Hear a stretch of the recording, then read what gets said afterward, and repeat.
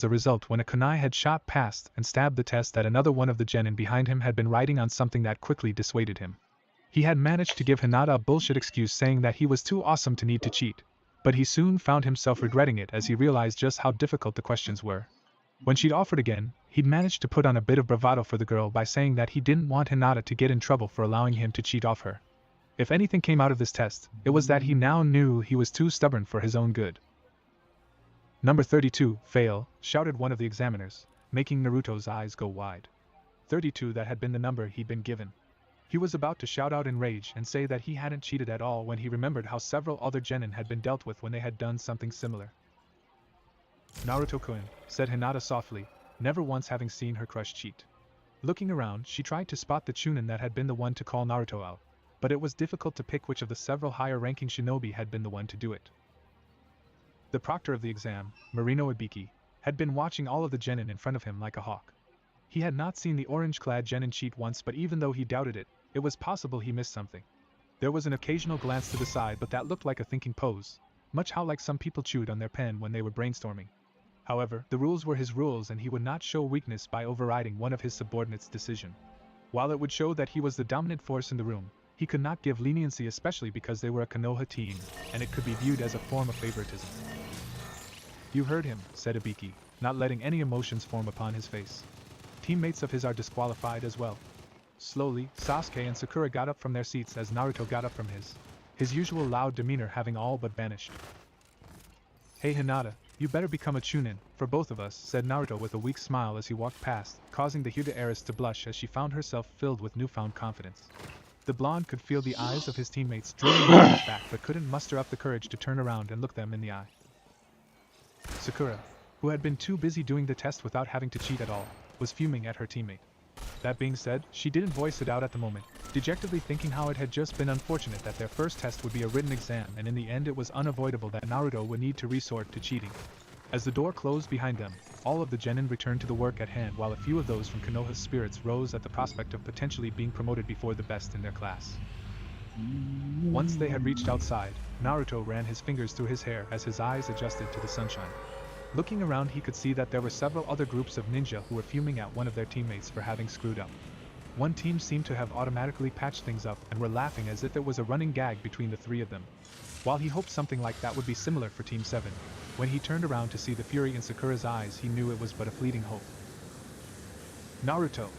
Shouted Sakura as she raised her fist up to strike the blonde, but before she could follow through, her wrist was grabbed by Sasuke. Calm down, Sakura, he said sternly, the pink-haired girl quickly obeying his words. While he was irritated by the fact that he would have to wait until the next lot of exams to get promoted, he couldn't help but shake the feeling that there was something else going on here. Thanks, Sasuke, said Naruto, thankful that he wasn't nursing a swollen head right about now. Naruto, said Sakura, anger still present within her voice. What did you do to get caught? I didn't cheat, muttered Naruto, causing both Sakura and Sasuke to look at him with confusion. But you had to cheat 5 times in order to get evicted from the exam. Don't lie to us, Naruto, warned Sakura as she lifted her fist to eye level. Sasuke, said Naruto, knowing that he would get a better response from the last Uchiha than Sakura at the present moment. If you cheated and in doing so got an answer, what would be the first thing you'd do? Write it down, asked Sasuke in response, unsure if this was the right answer to give. Instead of Naruto answering with words, he reached into his jacket and pulled out a crumpled piece of paper, handing it to his 2 teammates. As they took it, they automatically recognized it as the exam they had just been taking. Somehow Naruto must have been able to sneak the test out without anybody having noticed. Unlike the sheets they had been working on, however, this piece of paper was devoid of all writing except for where Naruto had written his name in the top right-hand corner. I see, muttered Sasuke as if deep in thought. What do you see, Sasuke?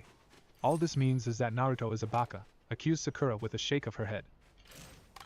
I wouldn't think the dope to be the baka here if you can't see what this means, said Sasuke, which caused Sakura to take a step back. Sakura couldn't remember the last time anybody had called her a baka. Clearly, Sasuke had understood something from the paper which she had not, so she carefully studied the document in front of her once more. It took several seconds before her eyes went wide as she realized what Sasuke had meant. You didn't cheat at all? Asked Sakura, although she was fairly sure of the answer. It seemed so simple now. Like Sasuke said, as soon as a person had an answer they would write it down regardless of whether or not the answer had been gathered through cheating. Naruto needed to have been caught cheating at least 5 times to have been disqualified, and it certainly didn't make sense for him to not write down the other 4 answers he would have found had he cheated. I had the option to once, but I chose not to because I didn't want to get us disqualified, admitted Naruto. Somehow though I still managed to screw up. Maybe you had pranked one of those chunin a long time ago, and this was their way of getting revenge, offered Sakura, trying to think of a solution. As she said it though, she realized just how ridiculous that sounded. Even if a ninja had been pranked by Naruto, causing an entire team to fail seemed like overkill for such petty revenge. Plus, for as long as she'd been on the team with the blonde, she couldn't once recall him having done anything to truly anger anybody of higher rank, so she doubted a chunin would have waited so long to get back at Naruto. Maybe, said Naruto as he looked up towards the clouds before muttering a string of incoherent words.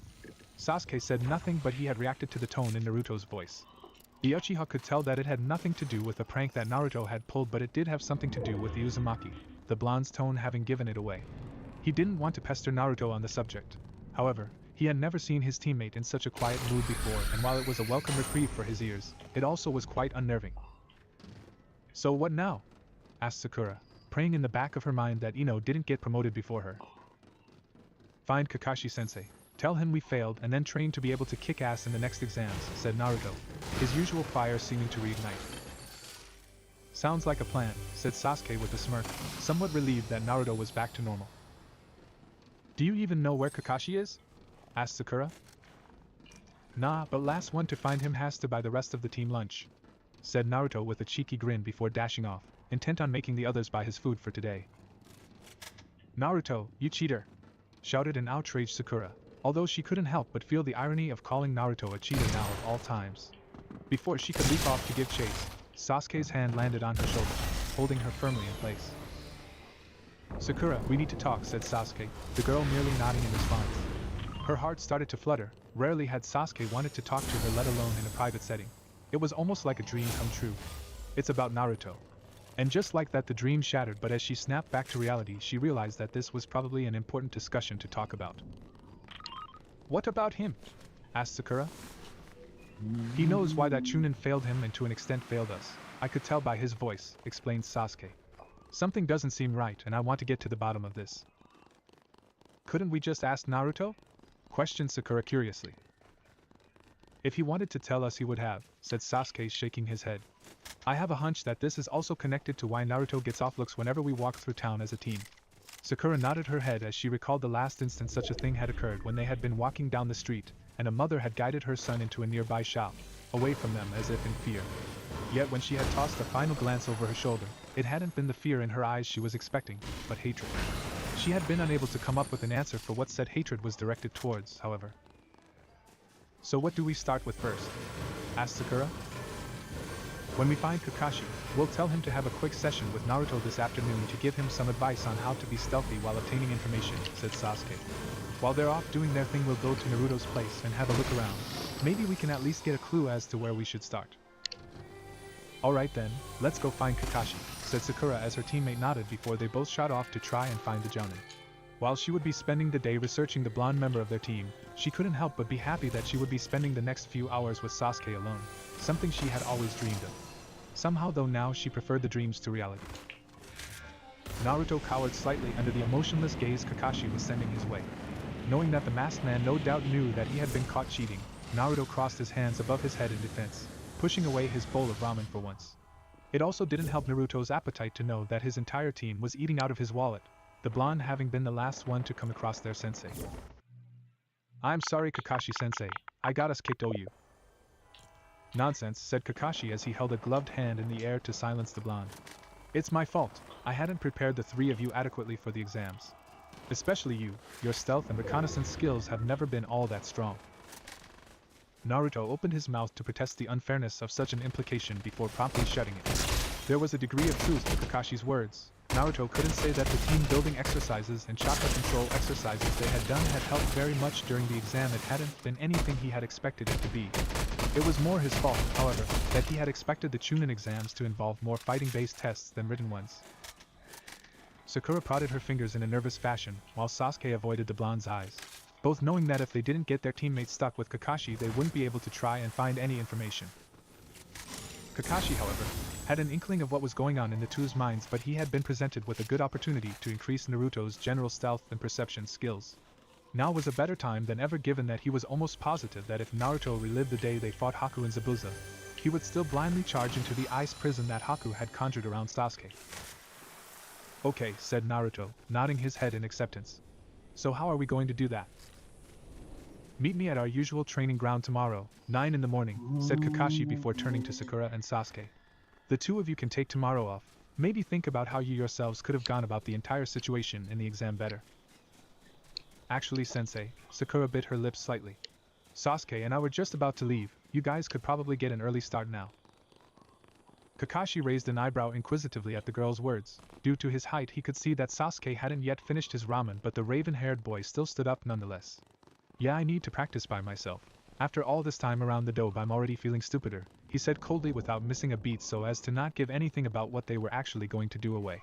Promptly leaving the ramen stand as Sakura followed, Sasuke headed towards the Uchiha clan grounds where no one would be able to overhear them. Kakashi sighed as he pulled out an Ika book from his pocket before lowly muttering a few words to Naruto. Finish your ramen so we can get started, the sun's going to be setting in about an hour or two. Naruto simply nodded as he continued to eat his lunch, only looking up slightly whenever a slight giggle got past Kakashi's mask. Hinata cowered slightly under the stern gaze of their proctor. The man wasn't staring at her in particular, but the iron stare he gave everyone was nerve-wracking. Ibiki had just given the premise for the final question. He stated that anybody who took the question risked remaining as genin for the rest of their careers, something that would undeniably be detrimental to their ninja careers. One by one people dropped out of the exam, too frightened of the stipulation the proctor had given. They decided to simply try to gain a promotion in the next exam. Hinata momentarily thought of raising her hand. Like many others, she too was scared of the prospect of never being able to take the Chunin exams again. But just as she was about to, she wondered what Naruto would do in this situation. A small smile graced her lips as she imagined him doing something reckless that would increase the courage of everybody in the classroom, preventing anybody else from chickening out of the question. And that was whether or not they had the ability to answer the question correctly. Glancing around to the others within the room, Hinata was surprised to see even Shikamaru looking worried. He wasn't sweating per se, but it was clear that the young boy was tense. A quick glance to her right informed her that Shino wasn't unfazed by the premise either. Her eyes focused on Ibiki as she swallowed down the last of her nerves. It didn't matter how many people dropped out of this part of the exam, she would not be one of them. Naruto had put his trust in her. As genin began to leave left, right and center, forfeiting their chance to graduate, Hinata sat merely watching. For Naruto, she would tackle this final question without fail. Naruto eyed the large clearing that Kakashi had brought him to carefully. It wasn't the one that they usually trained in, but it wasn't dissimilar either. It was only slightly larger in radius to the one that Team 7 held their routine trainings in. The masked man had slumped against a tree trunk soon after they had arrived, but Naruto hadn't paid much mind even as his sensei began to pull out his favorite orange book. He was quite curious to find out what exactly Kakashi would have him do, especially since it involved stealth and reconnaissance. But he couldn't help but feel a little worried at the same time. Tree climbing, something which he taught the whole team, had been difficult, so Naruto wasn't exactly looking forward to something that Kakashi needed to teach him individually. However, since he had only realized that the first exam was about cheating afterwards, Naruto couldn't help but think that a bit more stealth practice was in order, because even if he had realized the true purpose of the test, he hadn't had any way to cheat. Glancing around to the edges of the circular clearing, Naruto noticed that the shrubbery soon evolved into thick branches and millions of leaves. Short of the path they had entered from, there wasn't anywhere else that he could go. So, Kakashi probably wouldn't have anything hiding related in store for him. Attempting to be patient, and not forcing himself to let out a frustrated sigh at the inactivity of the man in front of him, Naruto sat down on the ground. As he began to ponder on the many happenings of the day, he heard Kakashi's book clap shut with an audible thud. Good, you're not as impatient as I expected you to be, said Kakashi with an almost aloof tone to his voice. Now, the training that I'm about to have you do won't be anything quite like what you've experienced before in the academy, but it's important that you actually attempt it. What do you mean? Naruto scratched his head in confusion as he looked up towards his sensei. There won't be any bells, explained Kakashi. There won't be any chakra control this time either, you'll have one task. Which is? Asked Naruto as he eagerly awaited the man's answer. To catch me, declared Kakashi as he brought his hands together before flashing through a few hand seals. Kirigakure no Jutsu. Almost suddenly a large wall of mist sprang forward and consumed everything that Naruto could see. He found it difficult to even see his hand in front of his face. let alone the landscape around him. "Kakashi-sensei, where are you?" shouted Naruto. "You're not understanding the concept of this exercise, Naruto," came Kakashi's voice. Naruto couldn't tell from where though. "Your objective is to find me in this mist without making a sound. You have to use all your resources to track me down without me knowing this time. If you failed to find me in the hour, do you remember what happened that day when you Sasuke and Sakura became a team? When you tried to take me on alone?" Naruto shivered as he rubbed his rear, remembering the pain that Kakashi's technique had delivered. He made a mental note to shut up at this stage, and do his best to find Kakashi. There was no way he was going to suffer the same pain more than once, especially when said pain involved having something shoved up his posterior. He squinted slightly as he attempted to see through the mist, only to discover that the mist was far too thick to see through. He stood there for several seconds, still trying to peer through the mist but to no avail. Thankfully, nobody could see him at this stage. His reactions were quite humorous as he attempted to rip out his blonde locks of hair. "Damn it," he cursed internally. "If I can't use my eyes, how the hell am I meant to find someone?" Taking a step forward, he felt a small tug of a single wire against his leg and pondered what that feeling was. The next moment, a large explosion occurred directly underneath him, sending him flying several meters before he hit the ground. "I forgot to mention," said Kakashi once more from deep within the mist. "You'll have to do your best to avoid the booby traps that I set up." "Kakashi-sensei!" shouted Naruto in anger as he got to his feet. The blast hadn't done too much damage to him, either that or his adrenaline was pumping so much that he didn't notice the pain. Grumbling under his breath, he stood still momentarily as he contemplated his options. Without the use of sight, he effectively had no way of seeing where he was going or if he was running straight into any traps.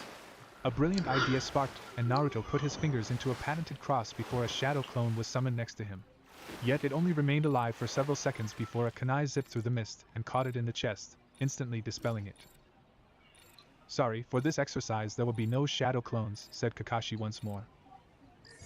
"Damn it, Kakashi-sensei," grumbled Naruto. Now what was he supposed to do?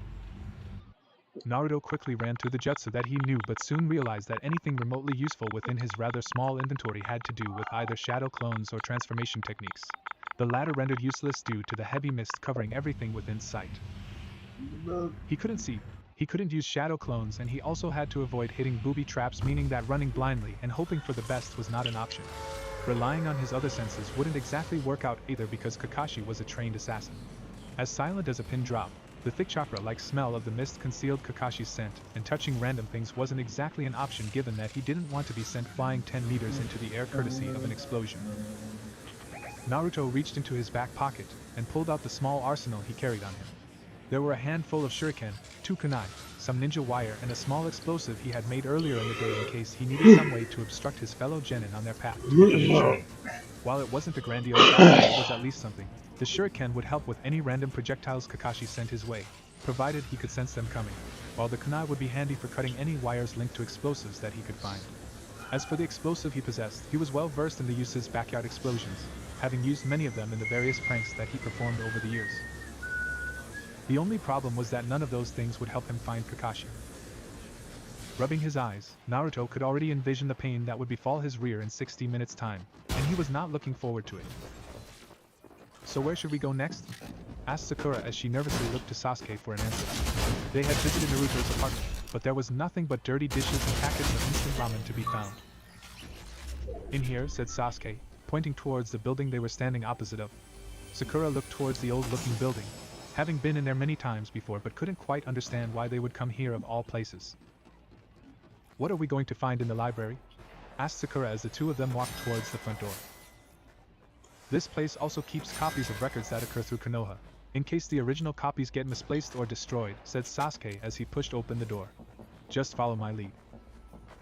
"Okay," said Sakura as she composed herself. She wasn't quite sure what Sasuke had planned, but she would do her best not to freak out. "How can I help you?" asked the librarian as she saw the two of them make their way towards the counter. "I'll just let you know we are shutting up in 20 minutes. "Thank you, but we're actually looking for something more specific," said Sasuke.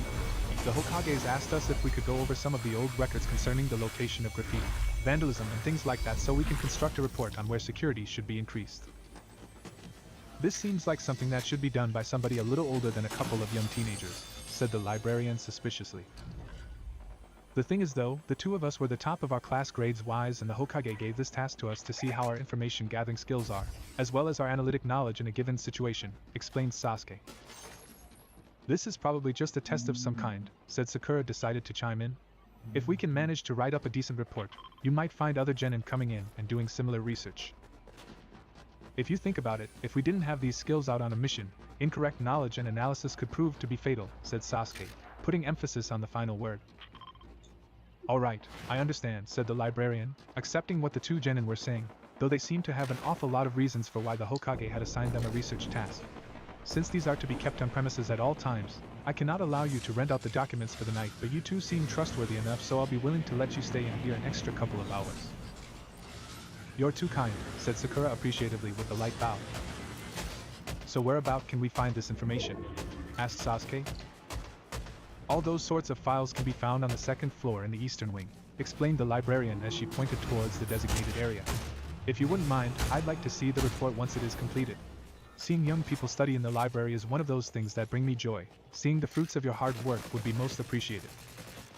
Sasuke groaned slightly, wondering what it was with this woman, but thankfully his small movements went unnoticed. Well, this research isn't going to be researched, he said as his mind failed him momentarily since the librarian had gathered a nearby book and had hugged it passionately for some strange reason. I'll be sure to make a copy of our report for you, said Sakura, covering for her teammate's blunder. Come on, Sasuke, let's get started while we still have some daylight, she finished as she grabbed his hand and led him away. It took her several seconds for her to realize that she was holding Sasuke's hand and nervously let go as the crimson blush adorned her face. Thankfully, since she was touched with flesh, he didn't see the red blush upon her cheeks. Why'd you stop? Asked Sasuke, wondering why his teammate had frozen in place so suddenly. Thought I was going to sneeze, said Sakura, lying through her teeth as she started walking again, not wanting to make eye contact with the last Uchiha. It didn't take the two of them long to traverse the stairs and find the correct shelf. Finding the right lot of documents, however, was not so easy. Where is it?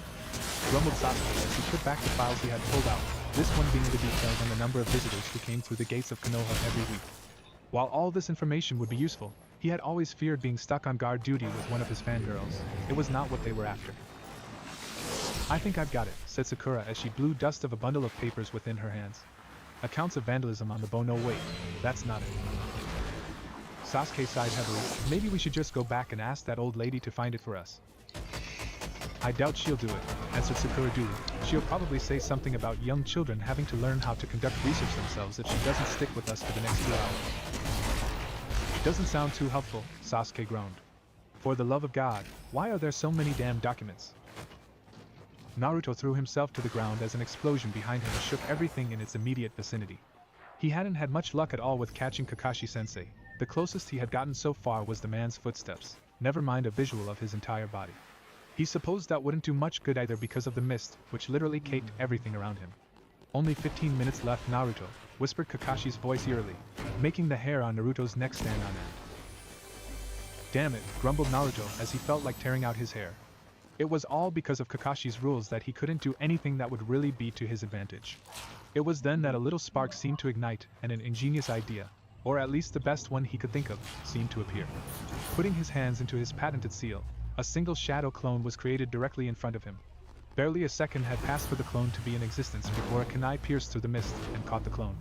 Naruto, however, wasn't fazed by that but watched as the clone was pushed to the left ever so slightly before it puffed out of existence. The entire process had only lasted about 2 seconds, but that was all the time Naruto needed as he whipped out his shuriken and tossed them towards his way. From his position, Kakashi dropped to the ground as his instincts kicked in. A couple of shuriken were lodged into the tree he had been standing by while others had pressed further into the mist. Underneath his mask a small smirk crossed his face. Naruto's plan had actually been impressive, using the rules to his advantage. The blonde had known that shadow clones were not permitted in this test but summoned one anyway with the knowledge that it would be destroyed. He also had the knowledge to realize that there was a slight delay between the damage taken and the clone being removed from existence so that when the kunai struck, it would knock the clone in the direction that the weapon had been thrown from before vanishing. I know where you are, Kakashi-sensei, shouted Naruto as he charged towards the direction the Jounin was in. He barely made a dozen steps before he snagged a small wire, tearing it in two and setting the trap in motion. Kakashi sighed as he looked away. It seemed as if the small victory had quickly gone to Naruto's head, and the blonde had completely forgotten that the land was booby-trapped. He made a mental note that he'd have to fix that as well somewhere down the track. Knowing when not to fight was as important as knowing when to fight. He almost cringed as he heard several small explosions go off in the area that Naruto had been charging towards before he tooted slightly. This was something that definitely needed to be fixed sometime within the near future. Hinata washed her face as she looked at herself in the mirror, a smile upon her face, glad that they had been able to return home for the night. Including her team, 11 ones had made it through the first exam after choosing to answer the 10th question. Not only that, but the other two teams from Konoha with genin roughly their age had managed to make it through, and she couldn't help but feel happy that her friends had gotten through. Then they had met the proctor for the second exam, Mitarashi Enko, and she couldn't help but relate the eccentric woman to Naruto, and all those happy thoughts had gone straight out the window. That being said, she prayed that Naruto never decided to wear such revealing clothes in public. Just thinking about the fishnet piece that had adorned Enko's body made her blush in embarrassment, and she couldn't help but wonder if Naruto would like that kind of thing. As she looked in the mirror, she couldn't help but wonder how she would look wearing something similar to what Enko had worn. She could practically envision it, yet her vision sent her mind into overload, and she dropped to her knees as her face felt as if it was on fire. She prayed that at her birthday several years down the track somebody like Ino didn't decide to get her something similar to that outfit. She didn't know whether or not she could survive such an embarrassment. "Lady Hinata, your father sends word that he expects you at the dinner table shortly," said a voice from outside her room. "Thank you," replied Hinata, happy that a distraction of some kind had gotten her mind off of such disturbing thoughts. Getting back to her feet, she splashed her face once more with water, knowing that she had to have a calm mind when her father asked her about the first exam. As she stepped out the bathroom, she hoped that she wouldn't disappoint him throughout the course of this exam. Sasuke smirked victoriously at Sakura's announcement that she had finally found the right documents. They hadn't been looking in the wrong section or anything like that. There had simply been too many scrolls within the large library for them to find anything relevant to their interests. Unfortunately, the results had been somewhat inconclusive. While Sakura had managed to fetch a list of the proctors of the first exam, it hadn't helped all that much, as even though they had a list of most accounts of vandalism within Konoha, the victims of the vandalism mentioned in the documents didn't match up with the list of Chunin Sakura had grabbed. She had chimed in by saying that the documents had only recorded major events, and that Naruto's pranks were usually low-key. He didn't always paint the Hokage monument a different color, but they had both been amused to note that said prank had been one of the ones listed. Sasuke had reasoned afterwards that a mere prank from an academy student on a Chunin wasn't exactly something that would end up on important documents such as the ones they had found in the library. Sakura had only been able to agree, but she had suggested that they look at other things. It had been a long shot, but she had suggested that since they were at the library, they might as well look at different records of vandalism. While neither Sakura nor Sasuke had the energy to go through another gigantic list, the promise of finding out what exactly smelled so fishy fueled the two of them enough to go through the documents and find something of use. There had been written reports and summaries on almost each event on the list, but Sakura had suggested to look for something far more accurate, a graph. They'd come across enough random ones as they had tried to find the initial one anyway, so it was only a matter of time before they came across one relating to the overall state of vandalism, or something similar in Konoha. "Take a look," she said excitedly as she beckoned Sasuke over to her, basking in the knowledge that she had done something good in front of her crush. Vandalism in Konoha sorted by suburb. Sasuke trailed his finger over the words as he murmured the title. "Looks like it's something." "So where exactly should we start?" Sakura asked as she placed the list of all the Chunin proctors of the first exam besides the graph.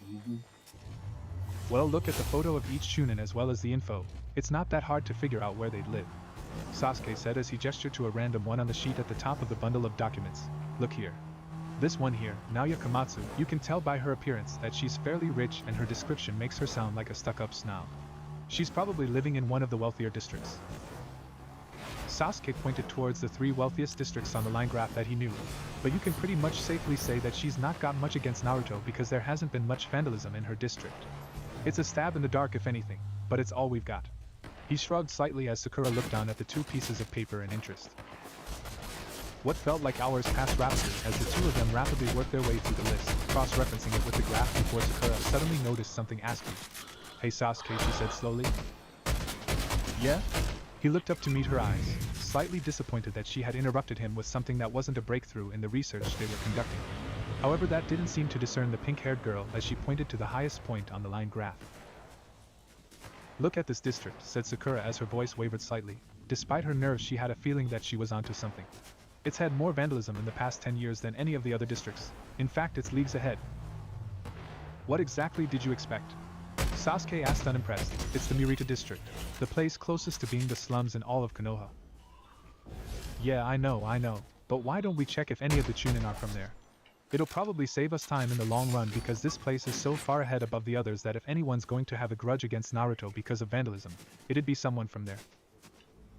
Already did, said Sasuke grimly. I can't help but wonder why it's so far ahead of the other districts though. I mean, it's the least populated of all. I've got a vague idea, Sakura said as a light bulb seemed to go off in her head. Where does Naruto live again? The Narita district, Sasuke said, snapping up as the dots began to connect.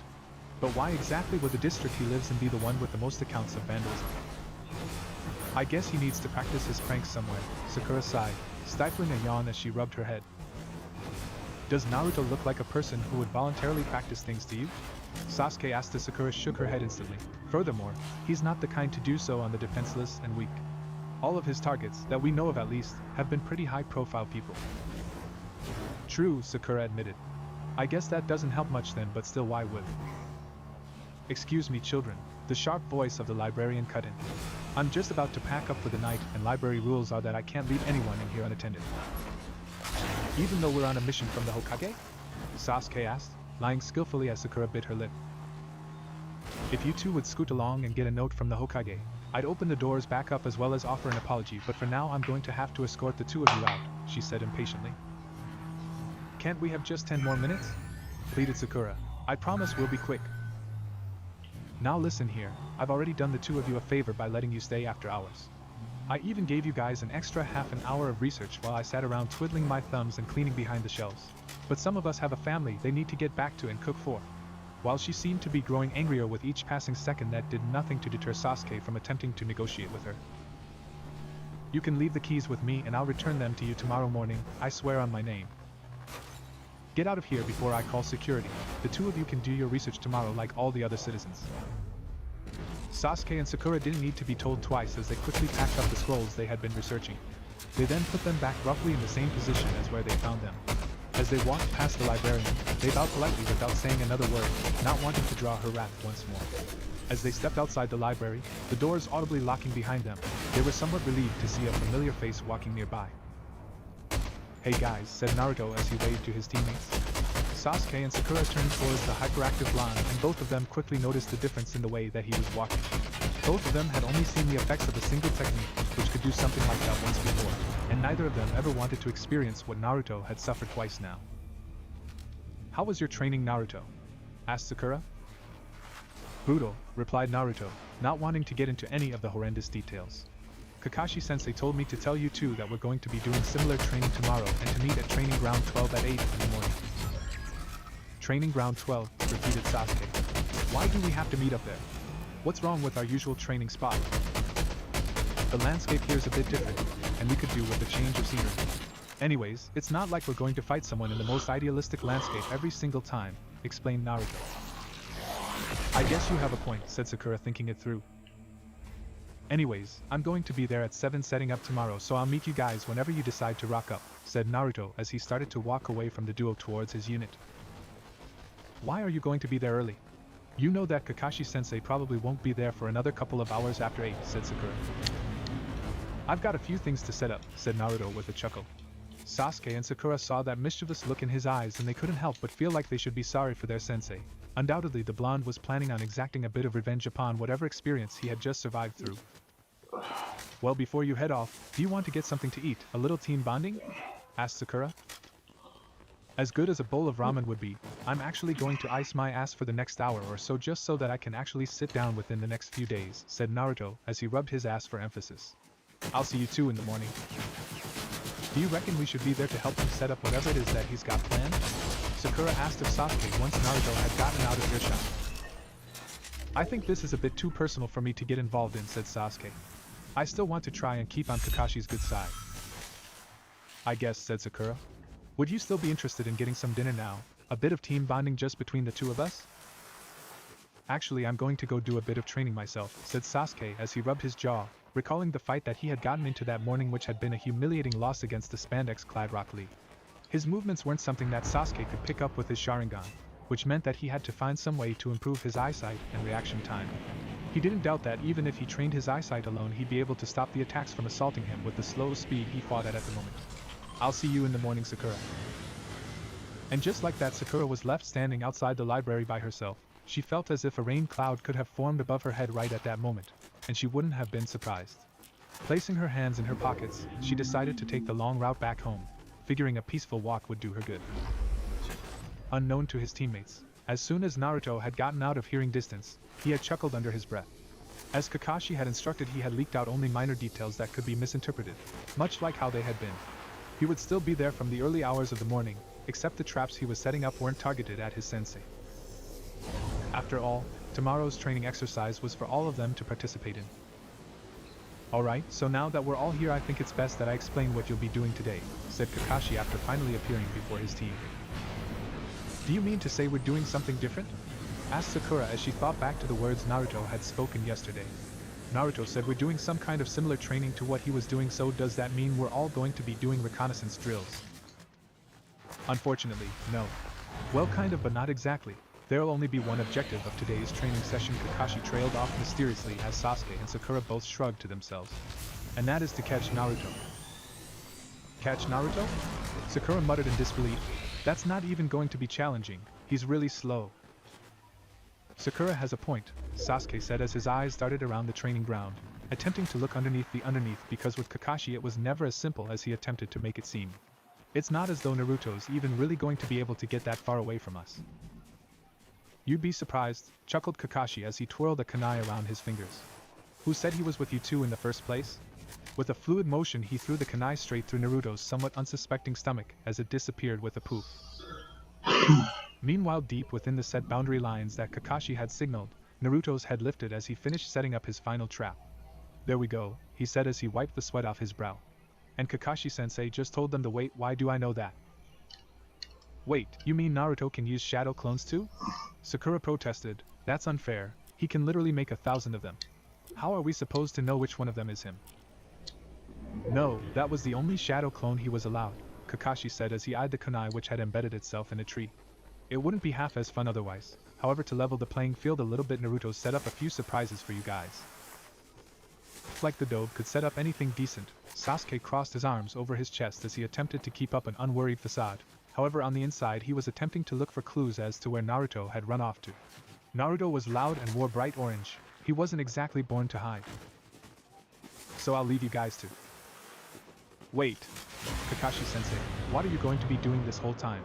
Sakura questioned as she noticed the man was beginning to raise his hands in order to shun Shin away from them. Me? He gave what Sakura could only assume was a smile. Well, I'll be supervising, of course. With a small puff of smoke, not dissimilar to the one Naruto's clone had given off, Kakashi vanished, leaving the least eccentric members of Team 7 to themselves. So where do you think Naruto is? Questioned Sakura as she attempted to break the loud silence that overcame the entire training ground. Well, I'd say he's probably on the edges of the training ground. It's way too quiet for Naruto to be around here, answered Sasuke. I saw a river that cut into the training ground on my way in. I reckon he'll be using the sound of flowing water to mask himself, so I'll go check that out. You should probably head off the other way.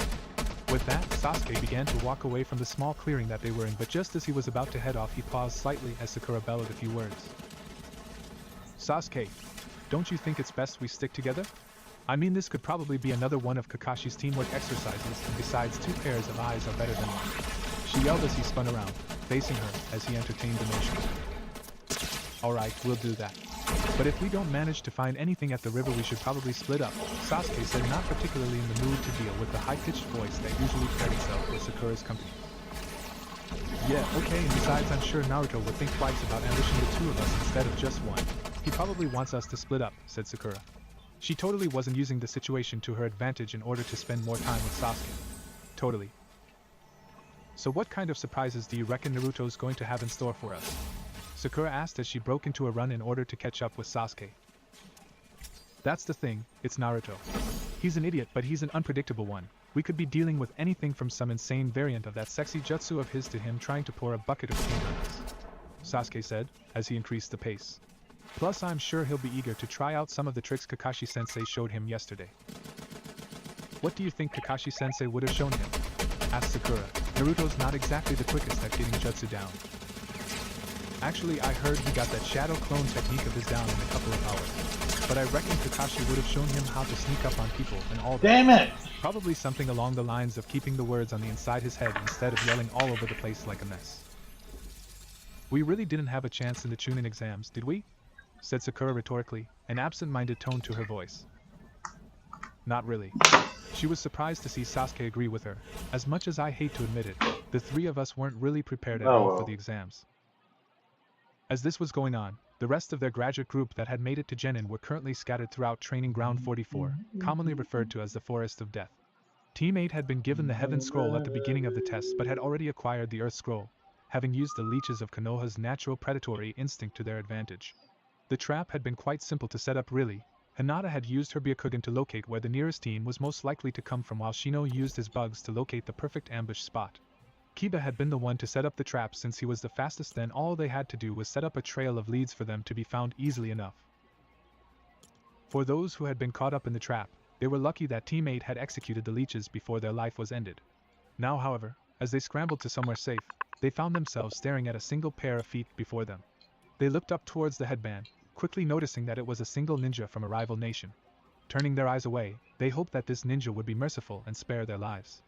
It was not to be, as 3 kunai were quickly produced and lodged themselves into the back of the necks of each of the team members. Little did they know that apart from a single genin from Suna, this was possibly the last person who would ever give out even a tiny amount of mercy towards an opponent. Though he was wearing a disguise, Orochimaru had no qualms with killing the pitiful excuses for ninja that lay before him. The Sannin needed to vent out his anger and frustration somehow. When he had learned that Sasuke had failed to make it past the first part of the exam, he had quickly become irritated, knowing that his chance to gain the Sharingan this time round had effectively eluded him. Yet that was when he had located a new target, another bloodline that could potentially come useful in the years to come. While there were 2 genin who he could potentially use, he was well aware of the seal placed on one of the genin which would destroy the bloodline before he got the chance to properly experiment on it. Hence there was only one target he was interested in. In fact, he was looking to see just what the Hyuga heiress could do. Leaping off into the trees, he already had a general idea of where she and her team were, but he would bide his time. After all, he enjoyed playing with his prey. Sasuke sighed as he looked around the large river, Sakura watching his back in the opposite direction. He couldn't seem to find any sign of his blonde-haired teammate. He never recalled Naruto having had hiding skills that weren't subpar, but for some reason it seemed almost impossible to find him. The walk up to the river had been relatively quiet, and even now, the only audible sound was that of water streaming down the river. Sakura had decided to stop talking after he decided to stop responding to her incessant attempts to make small talk. She looked just as confused as he was, which was slightly unnerving, as he didn't have the slightest idea of where to go after the river. The training ground was a large, dense area. Naruto could literally be anywhere from under the water they were standing by to hiding up in the trees that were what seemed like a kilometer away from their current location. In fact, it would make sense, given Naruto's training session with Kakashi, that he had realized that there was no incentive for him to go after the 2 of them. After all, they were the ones who were meant to find him. It wasn't as though Naruto would willingly come after them, at least if he'd learned something from Kakashi. So what do we do now? Questioned Sakura, finally breaking the long silence that overcome the pair. He's clearly not here. We better split up then, explained Sasuke, because we'll be able to cover way more ground. And like you said, we're more vulnerable when we're by ourselves, so it's likely that Naruto will attempt to ambush us. Noting the emphasis on the word attempt as she nodded in agreement, Sakura asked another question. So what do we do if we find him? We capture him, of course. Sasuke sighed before he realized who exactly he was talking to. Well, actually, if you see him, just shout out to me. I'm not sure if you could take Naruto with all his traps by yourself. Sakura could only agree. So where should I go? Why don't you head down back where we came from? Suggested Sasuke. Go a little further and see if we came the wrong way. I'll stick around here and take a closer look. Okay, if I don't manage to find any sign of him, I'll head back here, Sakura said, obviously eager to not be left alone, before walking on. Sasuke's eyes darted around the area once more before he closed them with a look of focus upon his face. It was clear that he was calm and rather collected. However, when he opened his eyes again, they looked anything but. His onyx-colored eyes had developed into a much darker red, while 2 Tomio appeared beside his slightly enlarged pupils. Though he knew that the Sharingan wouldn't be that much use in a situation like the one he was in, this probably being one of the few times the Byakugan was superior, it did clear up his vision slightly. He could see with more clarity, more perception. He figured that it would be worth a shot, as he still was somewhat sure that Naruto would be around the river. The other places were too quiet for someone like him after all, and it was good at picking up odd things like an odd shuffling of leaves. After having a stealth lesson with Kakashi though, Sasuke couldn't neglect the possibility that Naruto was hiding in a single spot and would have created a circular pattern of traps around him, protecting himself from getting discovered. It was a simple tactic to understand. The closer he got to where Naruto was located, the bigger and grander the traps were going to be. With Sakura having gone down her own path back the way they had came, Sasuke decided to venture straight forward. Sakura would meet him back at this location provided she found nothing, and if that were the case then she would return to the side of the river where the two of them would plan their next course of action. Yet meeting up with his teammate would have to wait as he felt his foot graze a hidden wire, activating the trap that had been set. Scanning his surroundings quickly, Sasuke watched as from all around him kunai were projected towards the singular spot where he was standing. "I was expecting more from you, Naruto," said Sasuke with a smirk as he jumped up, avoiding the kunai with ease. Yet, as he floated in the air, he wasn't able to notice the second part of the trap until it was too late. A single ball falling from above which he only managed to see when it was directly in front of his eyes for a moment before it exploded. From where she was, Sakura heard the explosion go off and looked back in the direction where she had come from, worried for Sasuke's safety. Yet she shook her head as she reassured herself. Even if one of Naruto's traps had gone off, there was no way that Sasuke would have gotten caught in one this early. Unfortunately, she couldn't have been much more wrong as Sasuke landed on the ground, coughing and wheezing as the black mist surrounding him was inhaled. The mixture wasn't poisonous by any means, but it was more than irritating as Sasuke pondered just how much pepper Naruto had managed to cram into that small explosive. He tried to open his eyes, but his vision was blurry with tears as he continued to cough violently. Undoubtedly, he realized that he was going to have to be a lot more cautious from now on. Pressing forward, Sakura didn't really know what to expect out here in this training ground. The setup was unfamiliar with her, so she had no real idea where the best hiding spot for Naruto would be.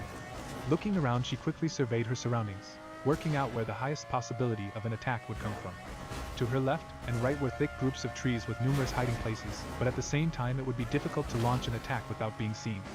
Shooting her gaze skyward, Sakura viewed the canopy that seemed to blanket out a majority of the sun. This was something which quickly worried her. There could be countless amounts of potential vantage points from above where Naruto would silently wait until the time was right to unleash something that would directly land on top of her. Sakura shook her head frantically, reminding herself that this was Naruto that had set the traps, but as she thought about this single topic she realized it was Naruto that set these traps, and thus they were potentially very dangerous. Deciding to press forward once more, she stopped before she even began as she spotted a small squirrel in the clearing before her, gnawing away at a nut that it had found. To the teenage girl, Sakura couldn't help but think how adorable the situation was as she edged closer to get a better look, sadly stepping into a rope trap for her trouble. It took a moment for the pink-haired girl to realize what had happened as she hung upside down from a single ankle, her hair hanging below her as she swayed side to side. Internally, she was yelling at herself for falling into such a simple trap, but before she cut herself free, her eyes landed upon the squirrel, and even from her position she could see that it was giving her the peace sign before it ran behind a nearby tree and vanished from sight. Realizing she had been duped, she opted to remain hanging there for another minute or two as to calm herself somewhat so that she didn't blindly charge into another of Naruto's traps. But when she found him, however, there would be hell to pay. Hinata let out a heavy labored breath as she watched Kiba charge towards the pale-faced man once again. They had long since abandoned any tactics that they'd been taught by Kurenai-sensei. They had started off trying to do so but only watched with wide eyes as the man managed to evade everything they threw at them. Even Shino was sweating, grunting, as he threw fist after fist at the strange genin. The fact that the normally silent Aburame had resorted to desperate measures spoke volumes about how horrid the situation had become. It mattered little though, as they were beaten without hesitation. Even Akamaru didn't leave the battle unscathed as his owner lay unconscious after having been kicked viciously into a tree. There was only one man they had discovered, but he was about the equivalent of 50 different genin teams. Literally anything they threw at him was thrown back at them with an air of casual airiness about him. He wasn't just laughing at them as he tore them apart piece by part, he was toying with them. Rock Lee's team had attempted to come to their aid, but it had been very short-lived. The young protoge of Gai-sensei had quickly been bested in taijutsu, and had been sent flying what looked like a few kilometers in the air. Tenten had taken to the trees in an attempt to catch him off guard with her weapons, something that wasn't exactly working out too well as multiple projectiles were fired back at her, striking true, and Niji was lying sprawled out across the ground a couple meters away from him. Activating the Byakugan quickly, Hinata analyzed her cousin's body, relieved to find that he was on the floor mostly because he had completely exhausted his chakra. He had used so much of it that despite the close range, Hinata was having trouble seeing it normally. However, that was by no means the worst of his injuries. His right kneecap appeared to be shattered and the same shoulder fractured. He wasn't unconscious, just hanging on by a thread, but Hinata was unsurprised to see that he still had his Byakugan activated despite being at such an edge. Niji, how are you still willing to fight? Your body has been damaged, and you know that if you try and fight you'll just be hurt even more, so why? Though he hadn't spoken a single word to her since he had arrived, the heiress hadn't been struck, at least not too violently, in the presence of her cousin. It had been rather selfless of him to throw himself in the way multiple times, something she was sure he had done only out of fear for what would happen to him should she die in his presence. But she appreciated the gesture nonetheless. However, as his crippled body laid on the ground, blood soaking the dirt beneath him, it left only the Hyuga heiress, as the only one left standing against the foe, who was chuckling at the sight before him. The damage she had taken was minimal in comparison to those of her teammates, and the temporary allies they had gained, but it was her lack of courage that had her rooted to the spot, unable to move. The prodigy of her clan had been beaten as if it was nothing, so what could she do against such an enemy? Thankfully for her, the foe had remained in place, merely waiting to see what she would do. Slowly, Hinata began to move, walking forward step by step as her body visibly shook. She didn't get far, however, as she stepped past Niji and raised her arms to her sides, shielding the member of the branch family with her own body, much to his horror, yet he said nothing. "Kukuku, this is interesting," chuckled Orochimaru as he whipped out several kunai and tossed them mercilessly, the 3 projectiles piercing into Hinata's skin, making the Hyuga whimper in pain, but she refused to back down. The name Orochimaru was definitely something that she recognized as a ninja of Konoha, but it was only now that she truly realized that the man standing before her was the most notorious traitor in Konoha. Against her own will, her body began to shake in fear as she felt blood trail across her cream skin.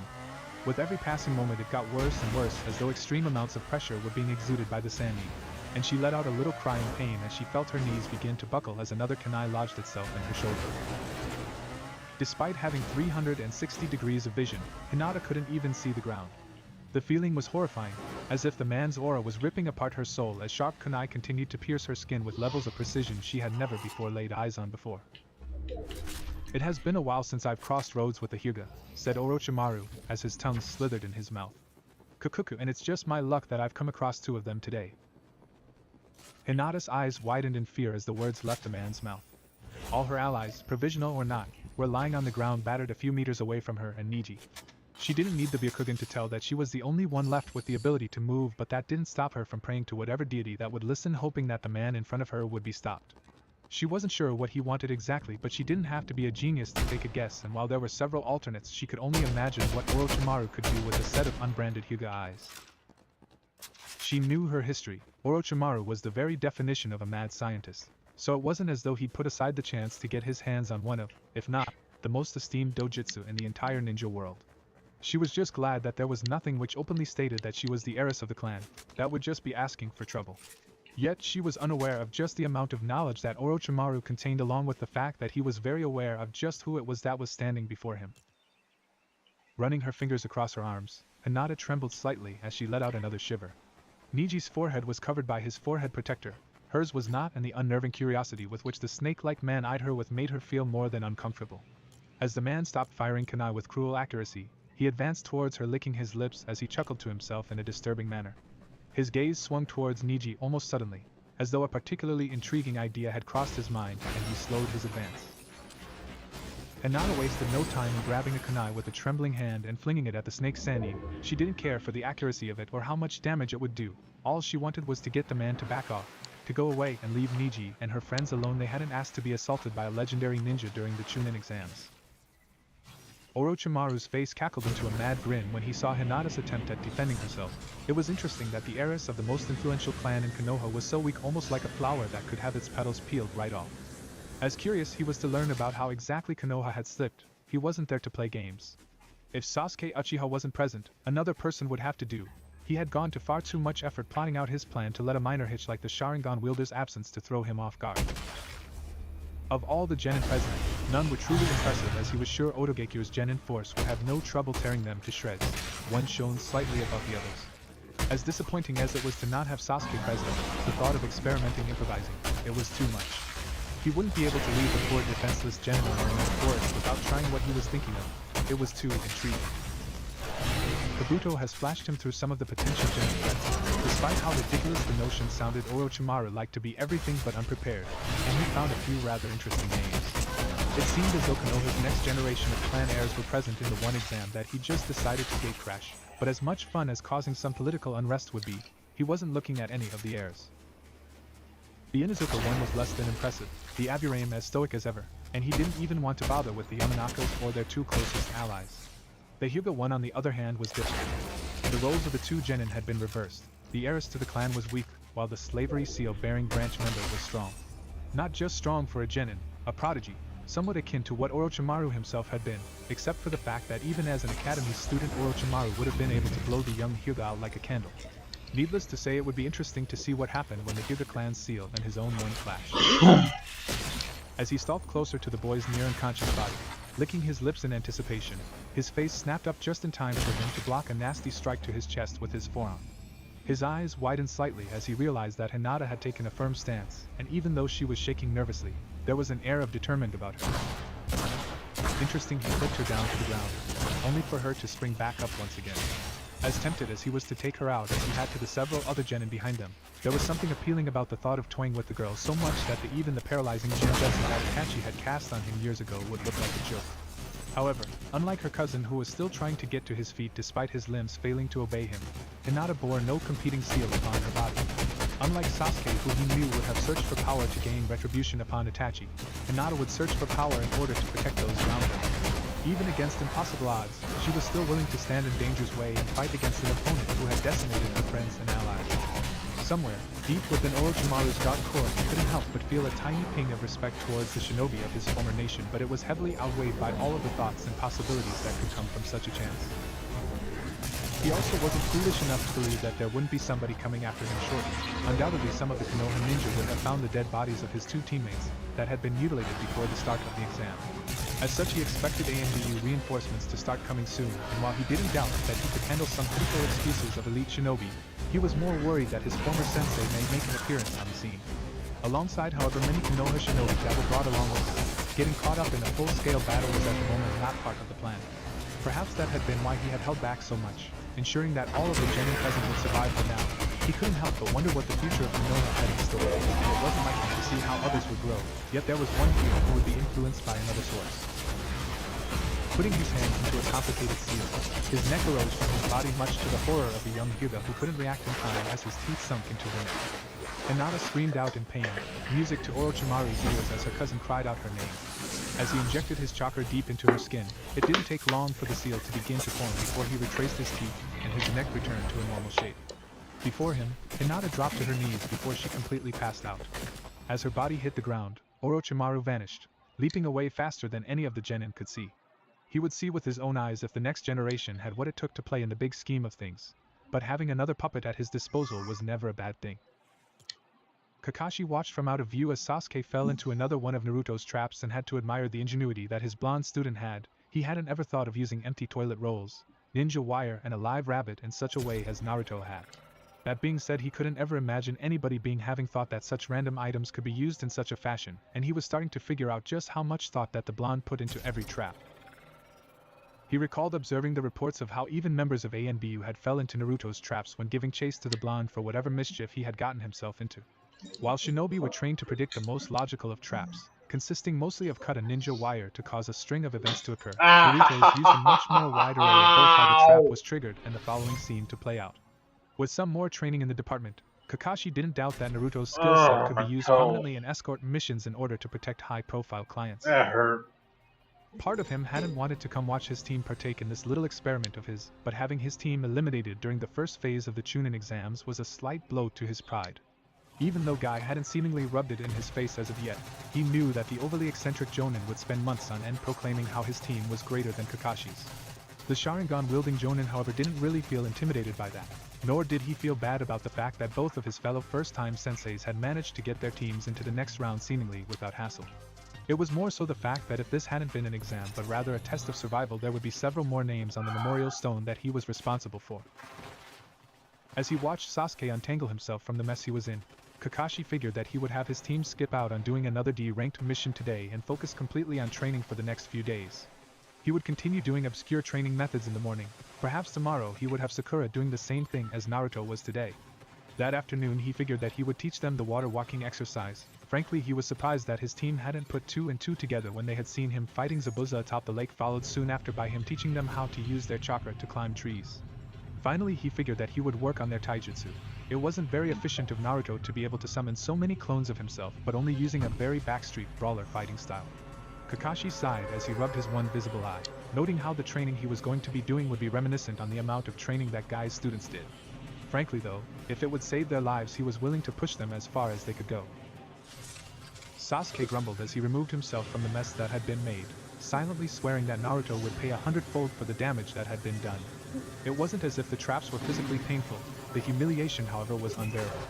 Sasuke didn't even know how the blonde had managed to get his hands on so many duck feathers, and due to the prior trap that he had fallen into, his clothing looked like it had rolled through an animal pen. A part of him felt like ditching his outfit and continuing on the day without any garments excluding his underwear, yet he wouldn't be surprised if that was what Naruto wanted him to do. A shudder ran down his spine as he imagined being trapped to a tree without his clothes on while fangirls fought one another in order to get closer to his near-naked body.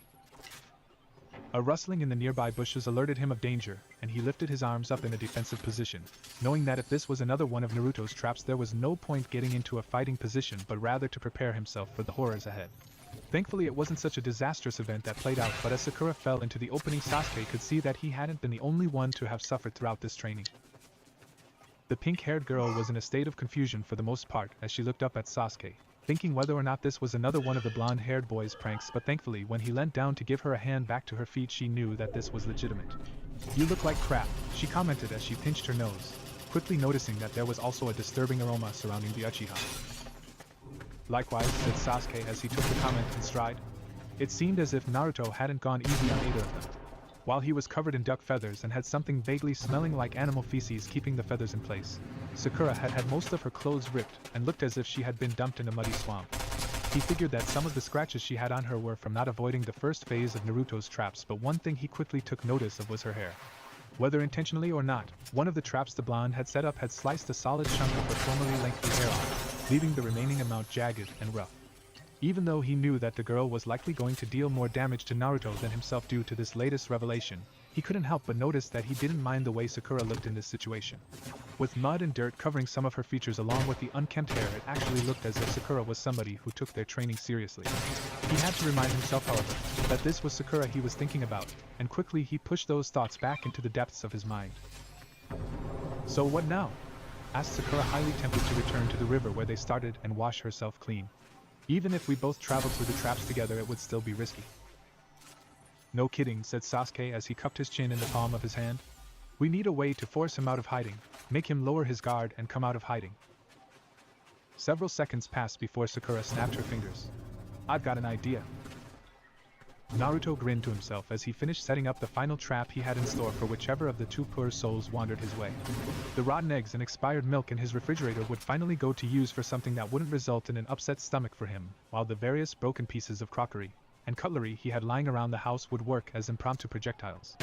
They weren't meant to hurt anyone, rather force them to the side where they would get bombarded by leaves and branches after being coated in sticky mud that didn't seem to be able to dry.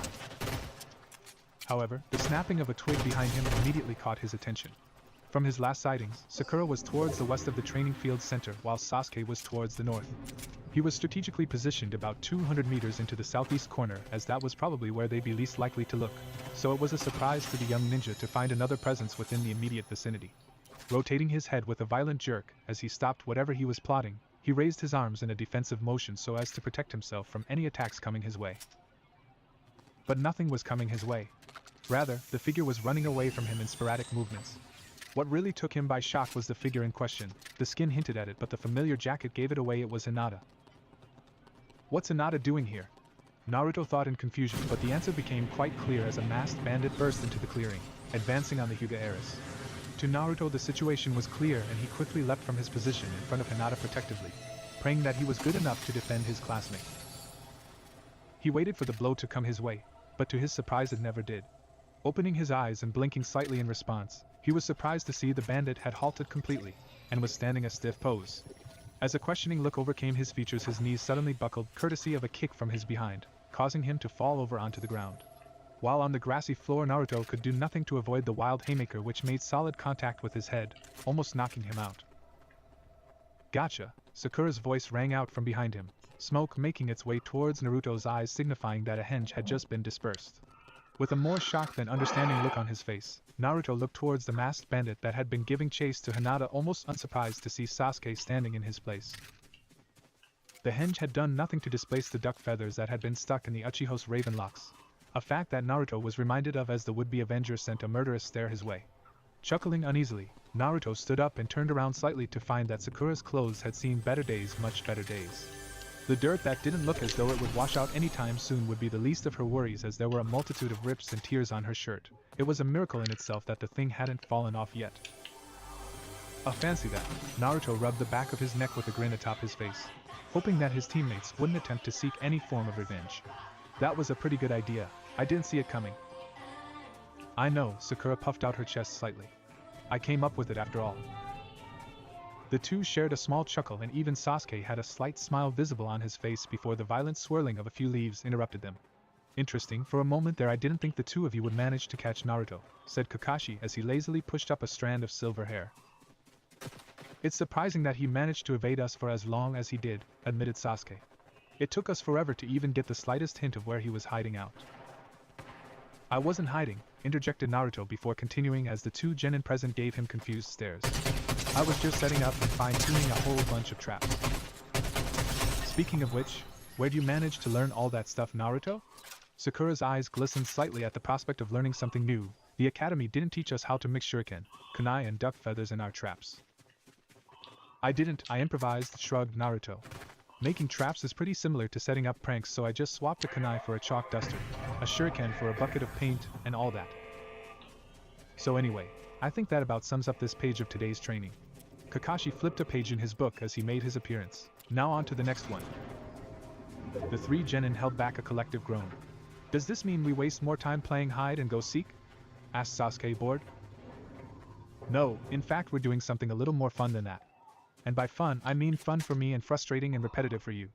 Despite the fact that it sounded as though Kakashi was going to teach them something new, Naruto couldn't help but admire the subtle hint in the man's words that made it sound as though he couldn't care less about how much suffering they had to endure. Better get this over with then, Naruto grit his teeth as he looked towards his sensei. We're not going to be training here. You've got half an hour to get lunch before meeting me back at this point, and be prepared to get wet. Neji stood guard, his Byakugan active and scanning every possible angle for any sign of danger that could be approaching. While he had taken arguably the most damage in the battle against the Sannin, he had decided to take first shift, which allowed everybody else to rest up and tend to their wounds. While Lee had boldly proclaimed that he should have been the first watch, Neji had instructed him otherwise. For the moment both Team Guy and Team 8 had called a temporary truce, either of the two teams coping well after their fight with Orochimaru. Neji figured that the most likely scenario from here on out would be that both teams would coincide with one another in order to get the number of scrolls needed in order to pass to the next event. Part of him wanted to say that fate had decreed it this way, but having watched Hinata step in front of him in such a way had torn at his definition of the word. Throughout his life he had known it was fate, which meant that as a member of the branch family he had to serve and protect those of the main family. Having watched the roles be reversed for just that smallest of moments had shaken him. Hinata had chosen her own path, and now lay unconscious in the confined space with Tenten repetitively dabbing a wet cloth upon the Hyuga's brow. Neji couldn't help but be worried for his cousin. At the hands of Orochimaru he had thought that he would have died, that fate had only allowed him to proceed that far. In one moment all concept of fate was shattered, and now he was struggling to figure out just what he believed in. Neji, said Lee from beside him as the green-clad ninja pulled his leg warmers off, revealing the weights underneath. It has been decided that we need to get our friends medical assistance, yourself included. Since we can't leave the forest until the end of the test, I'm going to go get us some extra scrolls so we can proceed to tower and have our friends looked at. Go, commanded Neji, as Lee took off his weights and placed them on the floor before vanishing in a burst of speed. Neji leant against the side of the tree, figuring that even if fate no longer had a hold over his life, it would never allow Lee to be anybody other than himself. Sakura panted along the side of the riverbank, her chakra levels exhausted beyond belief. She had managed to grasp the concept of the exercise relatively quickly after only having fallen into the water once, but she found that she couldn't stand on the water for an extended period of time. Naruto and Sasuke had fallen in a number of times. The blonde shouted at the last Uchiha that he would get this perfected before he did. Are you alright? Asked Kakashi, who had taken this time to set up a small campfire as to dry off his pupils. Just a bit exhausted, Kakashi-sensei, said Sakura as she gladly accepted the warmth from the fire. It's to be expected, said Kakashi. Of the three of you, You have the lowest amount of chakra yet at the same time have the most skill in controlling it. Naruto is the opposite in where he has mountains of chakra but dismal control while Sasuke has moderate reserves and moderate control. Sakura looked towards her teammates who were still struggling to find the right balance above the water surface. So what's the final point? She asked. I'm sorry, replied Kakashi, not quite understanding the question. Kakashi-sensei, I can understand that this exercise will become vital later on down the track, but it only shows that we each have something to work on. If what you say is true and my chakra levels are small in comparison of my teammates, does that mean that I'm the weak link? At the moment, yes, said Kakashi, being perfectly blunt, which aggravated his pupil somewhat. However, this gives us something to work with at the same time. How so? Asked Sakura. It all depends on what division you want to set your mind towards. What do you mean by division? Well, the three of you are a three-man squad, said Kakashi, breaking it down. The three of you need to be able to adapt to every situation as a team. If you break down the specialties of everybody, you have Naruto, who is primarily a brawler. He loves getting into close combat, but that could be because he doesn't know of any long-distance attacks. Sasuke is adept at both taijutsu and ninjutsu, being able to fight from a range and close up. So you're saying that as the third member I have to be the ranged specialist? Asked Sakura. In a way, but not entirely true, said Kakashi. You look at the female member of the Sannin Tsunade. She was a medic and quite possibly the greatest medic who ever lived, so her role was at the back of the three in order to heal her allies when they got wounded. She broke that mold, however, with her monstrous strength, making her a vicious fighter at the same time with the ability to destroy buildings with a single punch. That's incredible, said Sakura in awe. What you have to decide, Sakura, is how you can best help Naruto and Sasuke and show that you are by no means the weak link, said Kakashi with a nice smile. I can't tell you what to specialize in. This is something you'll need to do yourself. If you'll excuse me, I need to see how these two are going. With that, Kakashi left Sakura, who turned her attention to the fire in front of her, the flames licking at her skin. She was surprised to see how much Kakashi was actually teaching them at the moment, and part of her wanted it to remain this way for a while longer. She recalled that somewhere in the academy it was more than likely that when the team became Chunin and ranked, they would be split up to do different missions that required specialists for the assignment. At the moment, however, she didn't want Team 7 to split up. Sakura knew she needed to contribute to the team in a way that only she could. Like Kakashi had said, at the moment she was the one least likely to charge forward, but she needed to be able to find some way to be able to contribute from behind.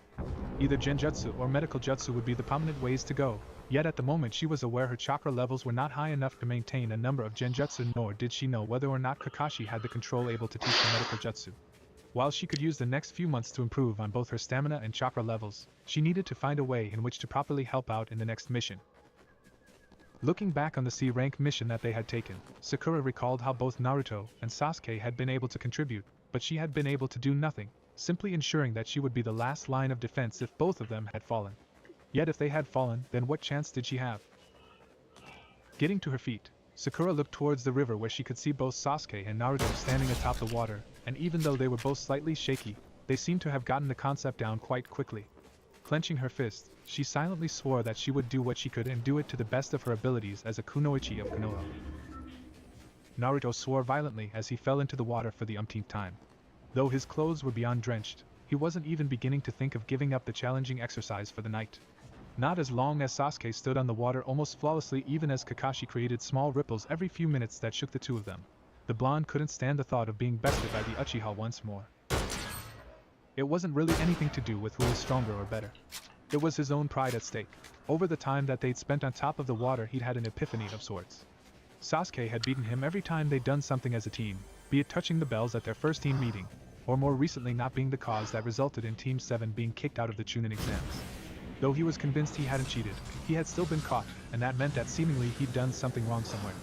Neither Sasuke or Sakura had managed to make the same mistakes as he had. Then there was the smaller things. On D-ranked missions, Sasuke never failed to be the best teammate save for when Naruto needed to use his shadow clones to do a big job in a small amount of time, or how he managed to scale trees with his chakra before Naruto. The young Uzumaki had come to a crushing realization that every Hokage had been the strongest ninja in the village, the village's undisputed champions during their era. He didn't know all that much about the Shodame or the Nidame, but the Yondame had often been described as the closest thing to a sage of 6 paths in the last 40 years. If that didn't speak volumes, the Sandame, all jokes about his age aside, was still respected as an incredibly strong leader and ninja even today. Naruto was no fool. He knew that though the old man didn't look it, but 60 years ago he would have been much more mobile, and so strong that he could have probably put anyone to shame. Then there was him, Naruto Uzumaki. Where did he stack up against all that? He hadn't been a ridiculous prodigy the second he'd been born out of his long-gone mother's womb. He'd almost failed the academy, and had just gotten kicked out of the first stage of the Chunin exams. What kind of a Hokage was so weak, so disrespected, that he could be kicked out of an esteemed exam for cheating when he hadn't been cheating? The only real special thing about him, he'd come to realize, was that he had an ancient demon stuck in his gut. Sasuke, on the other hand, he was almost the polar opposite of Naruto. He wasn't just held in high esteem by people, some immediately gave him their respect, and not because of his last name. It was the way he carried himself. The last Uchiha didn't go boldly proclaiming that he would keep on trying until he would drop. He would keep at it, giving it 100% effort, and gritting his teeth slightly Oh when he my didn't get the results god, he we desired. know this. And in the Stop end he it got and them get while back Naruto to was the left to taste the story. bland, lukewarm water of the hot spring. Hold on, Kakashi said suddenly, causing Naruto to almost fall into the deep pool again. Neither of you have quite gotten the concept of water walking down yet except for Sakura. That was another thing. Everyone seemed to get the whole chakra control thing but him. Sakura didn't just flourish in the field, she blossomed. It hadn't taken her more than 10 minutes to cross the entire river. She wasn't even training at the moment, having apparently done enough water walking to Kakashi's liking for the night, and was off getting them food. This is probably going to result in the both of you being submerged a couple hundred times more, but I want you to spar with each other. You both seem to learn best on the go, explained the masked man as he glanced from one genin to the other. Now, as far as the ground rules go, if you're under the water for more than 10 seconds you lose, and you may not use any lethal attacks during the spar. Ninjutsu is allowed since it's your chakra we're trying to control. But try and not go all out with it, and you can also not hold the other person down under the water. You're only allowed to knock them down into it. So basically, we try and fight while keeping afloat the water? Sasuke asked for clarification, Kakashi nodding in response. Well, this should be interesting. Now, any other questions? Asked Kakashi, a more serious tone than the unenthusiastic one they were used to coding his voice. Good. 3, 2, 1, go. Naruto immediately threw his hands into a half-hearted block as Sasuke sprung forward with a wild fist, managing to prevent it from connecting with his stomach before attempting to shove the dark-haired boy away. However, a quick strike to Naruto's gut prevented the aspiring Hokage from succeeding in his endeavor, almost causing him to double over and grab his stomach in pain. Shrugging the blow off, Naruto jabbed Sasuke's chest lightly with his right hand before snapping a knee up in an effort to strike him in the solar plexus. The strike was swiftly blocked before Sasuke and Naruto both jumped backwards to catch their breath. It would be at that moment that Kakashi decided to up the ante on their little game by sending a ripple through the water. Unlike the prior times though, where the swell had only surged a few inches, this individual ripple could be classified as a wave. Being closer to where Kakashi was standing, Sasuke reacted to the surge of water first, leaping over the wave and landing on the other side.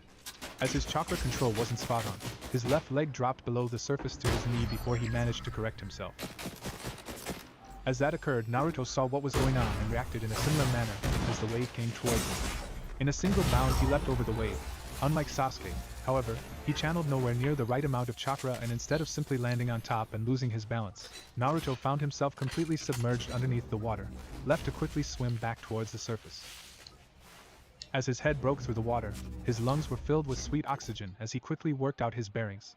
Channeling chakra into his palms, he managed to push himself using the water as leverage, working out that from this angle if he were to charge chakra into his foot he could effectively take steps towards the surface. This time, however, he pumped in too much chakra. From his position, Sasuke watched as Naruto bounced and skipped across the water before coming to rest on the riverbed where Kakashi was. The black-haired genin knew that it would only be a matter of seconds before Naruto was on top of the water and once more sparring against him. Hardly anything ever seemed to get the blonde down. This was something that Sasuke somehow admired, and he couldn't help but wonder how Naruto managed to keep such a good vibe about him despite being mistreated against. His train of thought, however, came crashing to a halt as he had to defend and protect his face from being struck by Naruto's fist.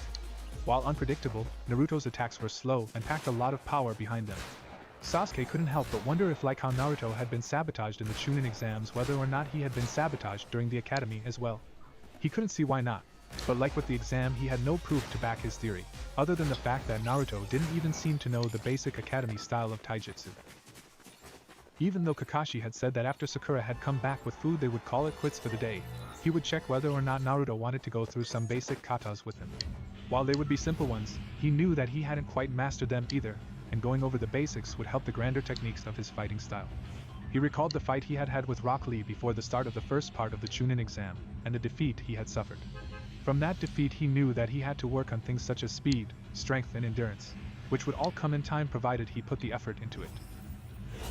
Landing a light blow to Naruto's shoulder, Sasuke had to lower his guard as Naruto's knee came up to strike at his stomach, and whilst he was able to block that blow, he took several quick jabs to the chest as a response. A small smile crossed his lips that went unseen before his passive face washed over his expression once more. Perhaps both of them could learn from one another later this afternoon. As he delivered an uppercut to the blonde, Sasuke quickly recalled that they did have a third member of their team in the pink-haired genin. Between the three of them, she was the one who was physically the weakest, and he was well aware that a chain was only as strong as its weakest link. If the next Chunin exam they took required an all-round team effort, then he could not afford himself to be pulled back due to his teammate not being able to keep up. Even though she would see it as something else entirely, he would ask her to train with Naruto and himself after eating.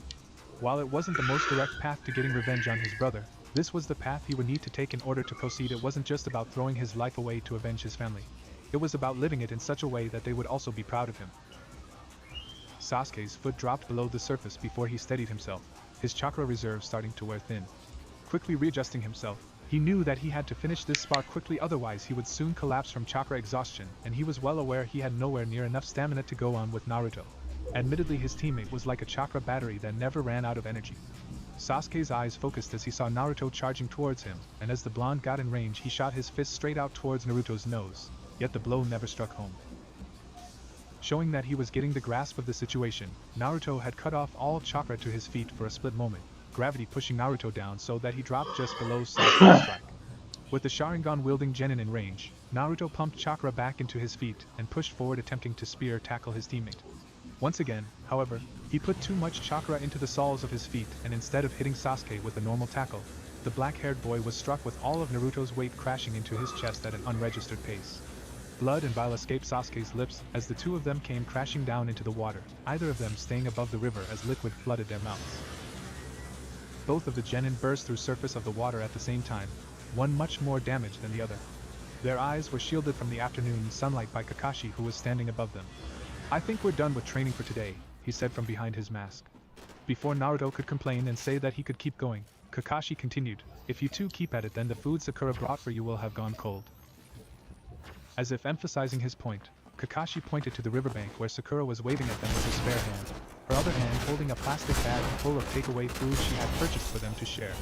Deciding to save their chakra, both Sasuke and Naruto started kicking forward and swimming towards the shoreline where the campfire and hot food awaited them. Sakura eyed the dripping wet forms of Naruto and Sasuke as they approached her, Kakashi lagging slightly behind them. They quickly closed the gaps between them, the promise of food seemingly much greater than their levels of exhaustion. Sakura's hold on the plastic bags failed to maintain their grip for long as both Sasuke and Naruto took a bag each and started plowing through the contents. Thankfully for the pink-haired girl, she had already put her portion to the side. "Slow down you two, there's no rush," said Kakashi as he joined his students. "We've got to get our strength up so we can train some more," said Naruto in between mouthfuls. "Next exams we're going to show them that Team 7 is the best." "As I said, there's no rush," said Kakashi. "Skill simply doesn't appear in a matter of days. You start with the fundamentals and it can take weeks and even months to get specific techniques down pat." "Hey Kakashi-sensei, could you teach us the jutsu you used to make the waves in the river?" asked Naruto, thinking of the possibilities. "I could teach you the seals. But if your elemental affinity wasn't water-based like my own, then you'll find the technique much harder to master than somebody with the right affinity." Sasuke paused from his eating momentarily as he absorbed this information. He knew that with his Sharingan he could practically copy any and every technique used against him. That being said, if he didn't have the chakra capacity to use the techniques to their fullest potential, then they effectively became useless. Likewise, if he didn't have the elemental affinity for certain techniques, then he'd have to look at alternates, which wouldn't drain him of so much chakra. Speaking of which, Kakashi-sensei, how would one go about learning what elemental affinity they have? asked Sasuke. Kakashi eyed Sasuke at this point before his gaze passed over the rest of his team. Theoretically, fresh genin weren't meant to use elemental jutsu at this point other than simple D-rank techniques that anybody could use, despite the fact that none of the three seemed to know any at this point. However, considering that they were his students and thus his responsibility, he figured he was free to do as he wished. "Well, considering the three of you have just about mastered the water walking exercise, I guess I can show you what elements you have tomorrow." Sweet, what's elemental affinity mean? Asked Naruto, the blonde having slept through the class which covered that in the academy. Before Kakashi could respond, Sakura spoke up. Kakashi-sensei, could I speak to you in private for a moment? She asked. Sure, said the team leader. Sasuke, could you explain elemental affinity to Naruto for me while I talk to Sakura? Sasuke nodded in acceptance as Kakashi and Sakura walked away from the two other members of the team, finally coming to a stop out of hearing range. What is it, Sakura? I figured out what I want to focus on, she said boldly, looking Kakashi in the eye. Did you see something in town which helped you decide? Asked Kakashi, wondering how this had quickly come about. Sakura's eyes focused as she told Kakashi what had happened in town. Sakura sighed as she walked along the dusty roads of Konoha, unsure of exactly where she was going. Though she had gotten the takeaway, she wasn't headed back to the training grounds right away, that much was certain. Her chakra had been depleted for the most bit, and she was sure that the only thing that would help it recover would be a good night's sleep. So her plan was to waste as much time as she could without arousing suspicion. She had no doubt that if there was enough time, Kakashi wouldn't hesitate to make herself train until she couldn't stand it. Was an odd change from the Kakashi that she had known before, and during the last few days she had often found herself questioning if it was a welcome one. I can't tell you what to specialize in, this is something you'll need to do yourself. Kakashi's words reverberated through Sakura's mind. It wasn't often that it got locked in a state of deep thought like it had. What was she meant to do? Where was she meant to go in life? She had a plethora of questions, and according to Kakashi, she was the only one who could answer them. She sighed as she watched a couple of young girls run around carelessly. They were her age, if not a little younger, but it didn't take much to realize that they weren't ninja. Of course they weren't. The way in which they composed themselves made it obvious. They looked happy and worry-free instead of having to put on the little muscle that Sakura had needed to. They looked slim and pretty. The majority of the group had blonde hair, but Sakura's eye was drawn towards the one brunette in the group. Though her hair color was the only distinguishable difference from the rest of them, she looked like the odd one out. Kind of like how Sakura was amongst others with her large forehead. The only thing was that the brown-haired girl didn't look out of place. She seemed as though she was having the time of her life despite the minor difference in hair color from the rest of her friends. But then again, brown was a much more common color than pink. It wasn't a pleasant feeling knowing that you'd never stick in with the rest of the crowd no matter how hard you tried for something physical. Since she had been a child, Sakura hadn't really ever had any real friends because anyone she attempted to get close with laughed at her weird hair and her enormous forehead. Eventually they stopped with all that once they had matured a little bit, but Sakura found herself unable to make friends with people who had pointed at her and laughed in such a way. She supposed she was kind of unique with her odd hair color, her large forehead, and now even her hair itself was screwed up thanks to Naruto. Making a small mental note to get it cut properly so it didn't look anywhere near as disfigured as it currently did, she sighed slightly. It seemed as though she wasn't destined to live the life of a normal girl. Instead of having slumber parties and chasing boys, it was looking as though she'd be infiltrating dangerous bases and locking horns with enemy shinobi who wanted nothing more than to leave her as a corpse on the battlefield. Passing by the Yamanaka flower shop, she paused to sniff at some lilac-colored flowers that were on display. Sakura wasn't sure what the next part of the Chunin exam was and as such was unsure when she would likely see her blonde friend again. Smelling the flowers was one way to remember that even with the hectic life of a ninja, she needed to spend some time to herself and enjoy the times when she wasn't on missions. Hey Sakura, said Inoichi as he stepped outside the store door wearing a dirt-covered apron. I thought you would have been a Biki coming to pick up his order. These flowers are for a Biki? Questioned Sakura, wondering what the proctor of the first exam would want with such delicate-looking flowers. Partially for the flowers, but mostly for the roots, said Inoichi. If you crush up the roots and mix them with hot water you get a mild poison that can cause a slight fever. From what I heard he's interrogating some guy, but doesn't want to go overboard so he's just using serums that aren't lethal. Yet knowing him he just plans on making the poison in front of the guy and saying that it's highly toxic and that if the antidote isn't given within a certain amount of time, then there is no guarantee that their life will be safe. That's interesting, mused Sakura as she eyed the flowers. Is it just these flowers or are there other species in your shop that are more than just pretty plants? Come in, gestured Inoichi as he stepped out of the doorway. I'll teach you just why my shop is the most successful flower shop for the ninja community. And that's pretty much it, concluded Sakura. I have to say, this wasn't the path I was expecting you to take, but it just goes to show that Naruto isn't the only one who can be unpredictable, said Kakashi smiling behind his mask. Learning how to utilize poison will take you on a different path to your companions, but if this is how you believe you can be the most effective then I have nothing against it. Thank you Kakashi-sensei, said Sakura beaming slightly. I'll bring you a couple of books tomorrow that can help you get an idea on how to construct a successful poison, said Kakashi. Research, proper measurements and correct ingredients will be necessary, and I will help you as much as I can. Now go have your food with the other two before they devour your portion as well. Again, thank you, said Sakura with a light bow, turning and running towards the food as her stomach gave a small complaint from the lack of intake it had had. Kakashi remained where he was as he observed his team and summarized what the most likely scenario would be. His three-man squad consisted of a blonde that would be right in the thick of things. Alongside him would be the best of his class who could also support his ranged jutsu. And then there was the female of the squad who would weaken the enemy with poison-laced weapons. A smirk went unnoticed across his face. Kurenai could have her tracking team and Asuma could have his capture-based squad. He was quite content to have the assault squad. It didn't take long for Team 7 to finish their meal, and even though Kakashi told them that they were done for the day, rather than running off back to the village, none of them moved from where they were. Curious, Kakashi asked what they were planning and they broke it down for him. Sakura was going to push herself water walking again with one of Naruto's shadow clones for support, while Sasuke felt that the dobe would only slow the team down if he didn't know any basic taijutsu katas to base his offense around. Kakashi couldn't really help but beam at his students. It seemed that the fun and games from the academy were finally over and things would be getting a little more serious now. When Kurenai appeared in front of her team, she had been filled with praise for Team 8, having made it past the Forest of Death by the eve of the first night of the 5-day competition. While the team from Suna had already made it through, she had no problem with her team actually having made it through safely. Yet safely was the optimal word. Shino and Kiba were barely standing, much of their skin covered in cuts and bruises. Even Akamaru hadn't gotten through unscathed, the small dog licking at its wounded paw. While many, the wounds that those three had gotten would heal in time and undoubted they would be ready for the next part of the exams. Hinata, however. Before Kurenai could even ask what had happened to the unconscious girl that was being supported by both of her teammates, a venomous aura seemed to envelop her as she started to stir. From her position, Kurenai could see a seal on the young girl's neck start to react, pulsate even as strange tattoo-like markings began to spread forth like wildfire. Hinata, are you okay?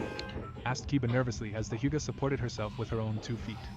Internally, Shino could feel his remaining insects react violently, each of them fearing the aura that Hinata was leaking. This in turn made the member of the Aburame clan nervous. Unlike Kiba, he had been holding on to the faintest glimmer of consciousness in the battle against Orochimaru, and had watched as the member of the Sannin had bitten his teammate. Clearly now he understood that that bite was only the beginning of something much worse. Hinata, said Kurenai cautiously when the girl didn't respond to Kiba's question. Never before had she seen something like this occur, and had no real idea how to act to such a thing. Kurenai-sensei, I feel strange. Hinata, are you alright? Asked Kurenai, scared to get close to the young Hyuga. Never before in her ninja career had she seen tattoos like the ones that were now covering the petite body, move and spread as these ones were. In fact, she had never seen a tattoo move before in her life. What was wrong with this one?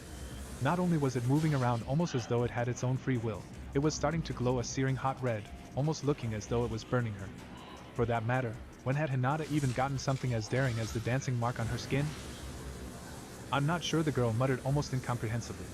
There was a dazed look in her eyes that sent alarm bells ringing in Kurenai's head. It wasn't the kind of look that someone who was trying to regain their bearing would have. Her pupils were slightly dilated and the Hyuga looked both ill and confused at the same time, something that Kurenai found far from reassuring. What's that glowing thing on your skin? Said Kiba, slowly becoming more and more freaked out with every passing second.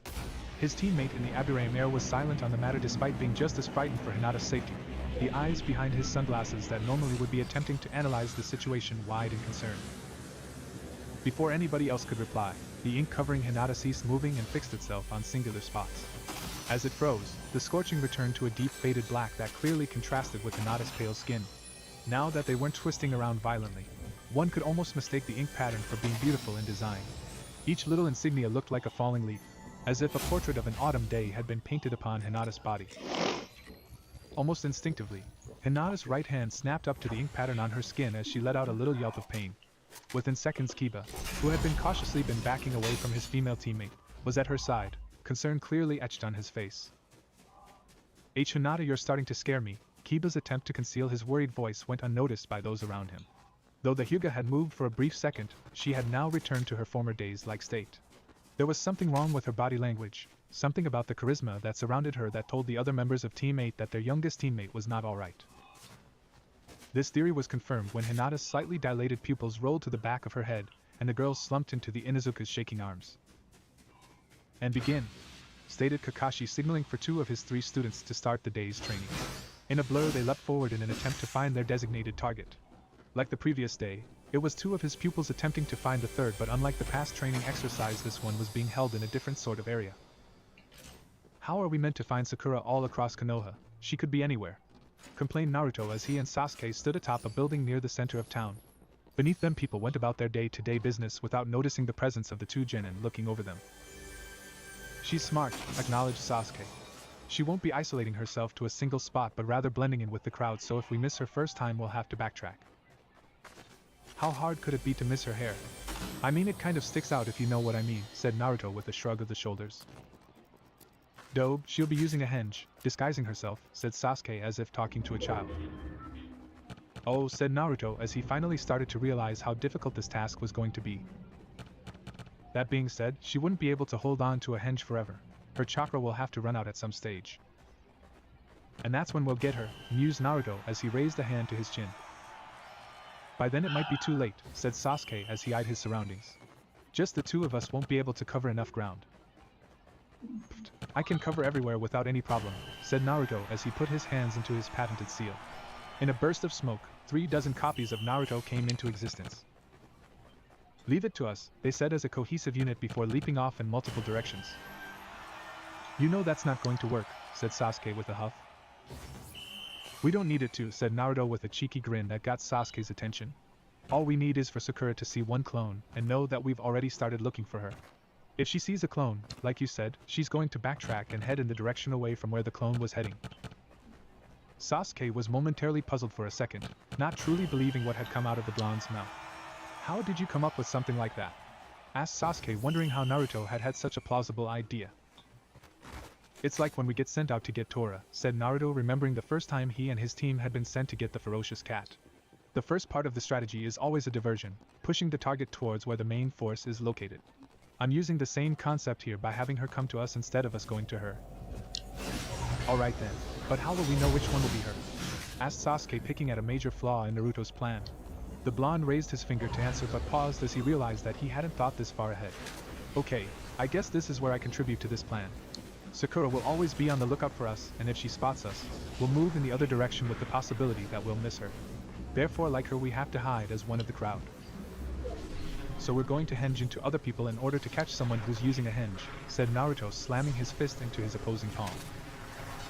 It's not going to be that simple though, said Sasuke. She won't run away because she knows that we may be nearby, but if we can't figure out which one is her, then we'll never find her. So what are we looking for then? Asked Naruto. Look for similar mannerisms, explained Sasuke. Even though we got taught how to construct a henge at the academy, we never really got taught how to use a simple technique to our advantage. The key here is that we know that our target has had training, and since she will be on the lookout for us, she'll be looking around for any sign of us. But she won't find us because we'll be under a henge, declared Naruto boldly. See Dobe, even you can learn, said Sasuke jokingly, which only infuriated Naruto, but the blonde didn't say anything as the member of the Uchiha clan performed a henge, his physical shape and structure changing to take on the appearance of a 40-year-old man. A second later Naruto performed the same technique as his appearance altered as well. As funny as it would have been to have performed the Oiroku no Jutsu, Naruto knew that somewhere out there was potentially Kakashi watching them and evaluating how well they performed in this task. As such, he simply opted to change into a younger form of himself, but was wise enough to change his hair to a light brown as to not get spotted so easily. Good enough? Asked Naruto, his voice squeaking ever so slightly. Guess so, said Sasuke with a shrug before pointing down into the street. I'm going to go stake out that point over there. It looks like it'll give enough visual coverage. I'll go play with those kids over there, said Naruto, pointing down to where a couple of children were playing in the street. Sasuke, however, gave him a look of intrigue. What, if a kid isn't playing, it becomes obvious that they aren't a kid. While Sasuke could think of a handful of reasons to argue against something like that, he decided to let it go for now. Alright, if we haven't found her in an hour, meet up and we'll make another plan. Got it, said Naruto as both he and Sasuke leapt off towards different points where they could scale down to ground level without being seen. From his position, Kakashi watched his pupils in action and couldn't help but be impressed with their strategy, but knew that no matter what they tried they wouldn't be able to find Sakura, the reason being that the pink-haired girl was hiding next to him watching the action play out. Don't you think this is a bit mean? Asked Sakura. Not really, said Kakashi as he pulled out his book and began to read. Like with the mission where we encountered Zabuza, we were misinformed about the potential danger of the mission. Likewise, the task that Naruto and Sasuke have been asked to do, they have been misinformed but don't realize it yet. They've gone about things as they would if they were looking for their target, but there is no target for them to find. Then why get them to do this at all? Asked Sakura as she got comfortable. Put it this way, said Kakashi as he broke it down for his student. If a group of shinobi have been sent out on a mission to free several hostages from a bandit camp containing 20 bandits, what do they expect to find in the mission? 20 bandits along with the hostages? Answered Sakura, unsure whether or not this was a trick question. Yes, that's what they expect to find, said Kakashi. However, if one thing got misinterpreted, one single detail, the entire operation could be more dangerous than beneficial. For example, if a single digit was left out, there could be 200 opponents instead of 20. Even for skilled shinobi, taking on 200 enemies with only yourself and a few teammates is not a situation you want to be in. Another piece of misinformation could be that leading the bandits could be a B-ranked missing Nin, and immediately the mission becomes more dangerous once again.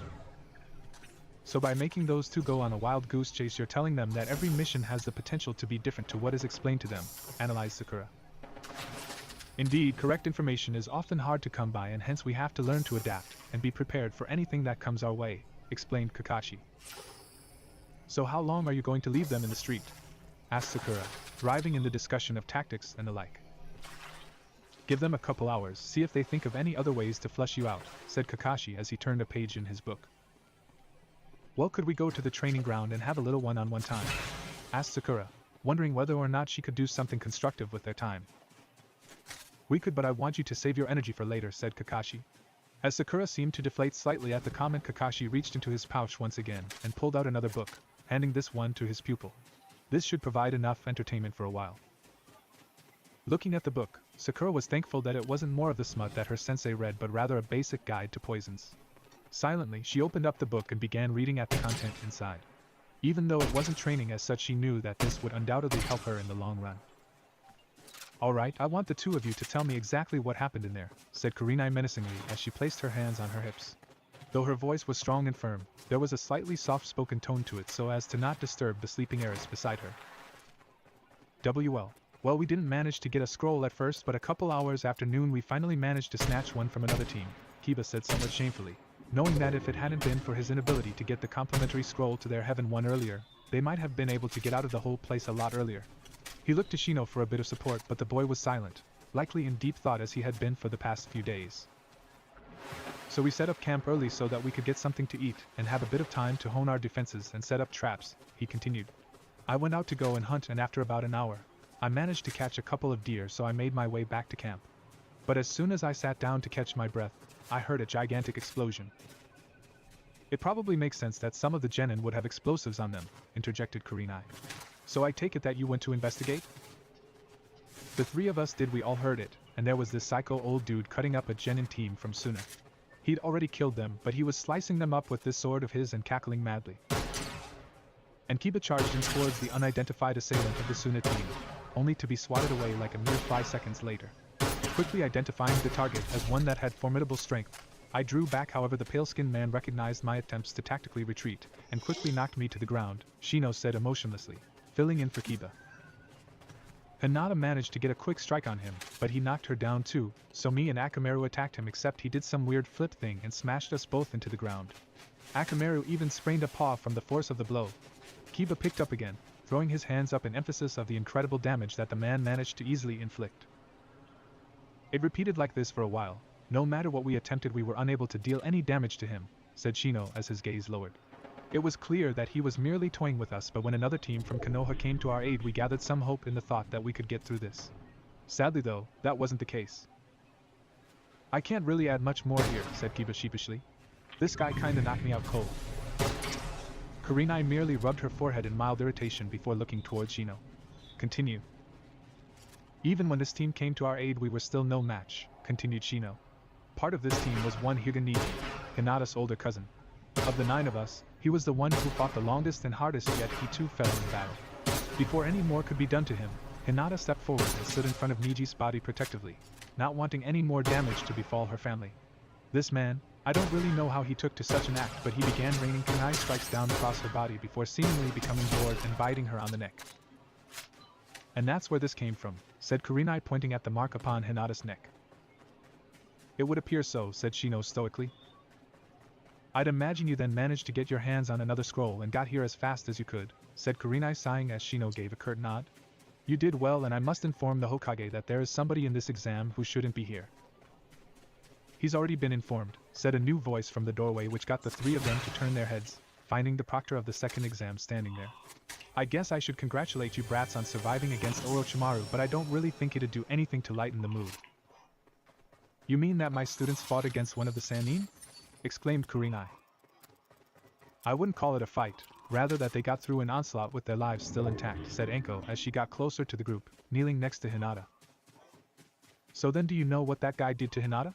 Asked Kiba, realizing that the proctor appeared to have some kind of knowledge about the situation. Rather than answering straight off in words, Enko pulled down her jacket slightly to reveal the identical seal planted upon her neck. A long time ago he did the same thing to me, she explained. The odds on having her survive this long were 1 in 10, so she's incredibly lucky. That being said, we need to do something to suppress that seal. A seal on top of a seal? Suggested Kurenai, not too shocked by the revelation as she had already put 2 and 2 together when Enko had mentioned their assailant had been the Orochimaru. Can someone please explain to me what's going on? Asked Kiba. That seal on her neck will corrode her mind, explained Enko. Even with the same suppressant seal that surrounds mine, there will still be a slight influence over her behavior and demeanor. I take it there is a catch, stated Shino, knowing that if such a seal existed then there would be no point in having the original seal in the first place. The seal uses your own willpower as its central source, continued Enko as she nodded slightly.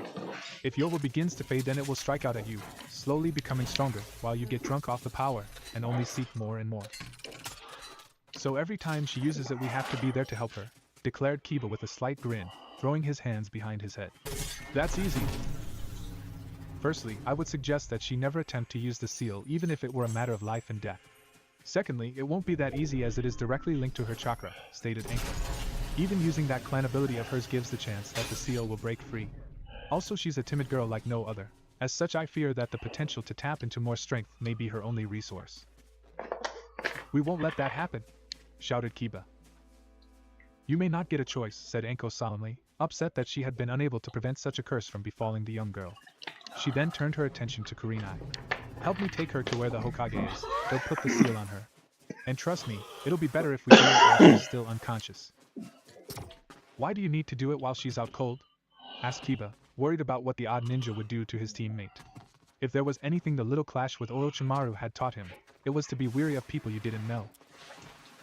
You don't want to know, said Enko as Kurenai cradled Hinata in her arms and the two older shinobi left Kiba and Shino alone in the room with only the sleeping Akamaru for company. Shino, said Kiba as his teeth grinded against one another. We're going to get stronger to be able to protect Hinata. Agreed, that seems the most logical path to take, stated Shino. We've still got 3 days until this part of the exam is over. So effectively we have 2 days of solid training we can perform before having a rest day so that we can be prepared for the next event, concluded Shino. Then what are we waiting for? Questioned Kiba as he leapt to his feet, only to regret it several seconds later as his wounds started to ache once more. I believe a resting for the rest of the day would be most beneficial, said Shino as he got to his feet, albeit much slower than Kiba had. We will begin training tomorrow. Yeah, that works too, said Kiba as he picked up the sleeping Akamaru. In silence, the two of them walked through the corridors towards the bedrooms with the intent of getting as much rest as their bodies needed before pushing them as hard as they could. Even though it was only early afternoon, there was no point in pushing themselves harder if the end result would have negative consequences. That one has to be her, Naruto exclaimed in a harsh whisper as the teenage girl next to him simply shook her head. He had long since given up the guise of the little boy, having cycled through multiple ones and was in the form of a middle-aged man at the moment. Sasuke had too, and when he'd hinged into the female form that he was in right now, Naruto had been unable to hold the giggle that escaped his mouth and Sasuke looked like a mix between his Oiroke no Jutsu and Sakura, however with Sasuke's hair color.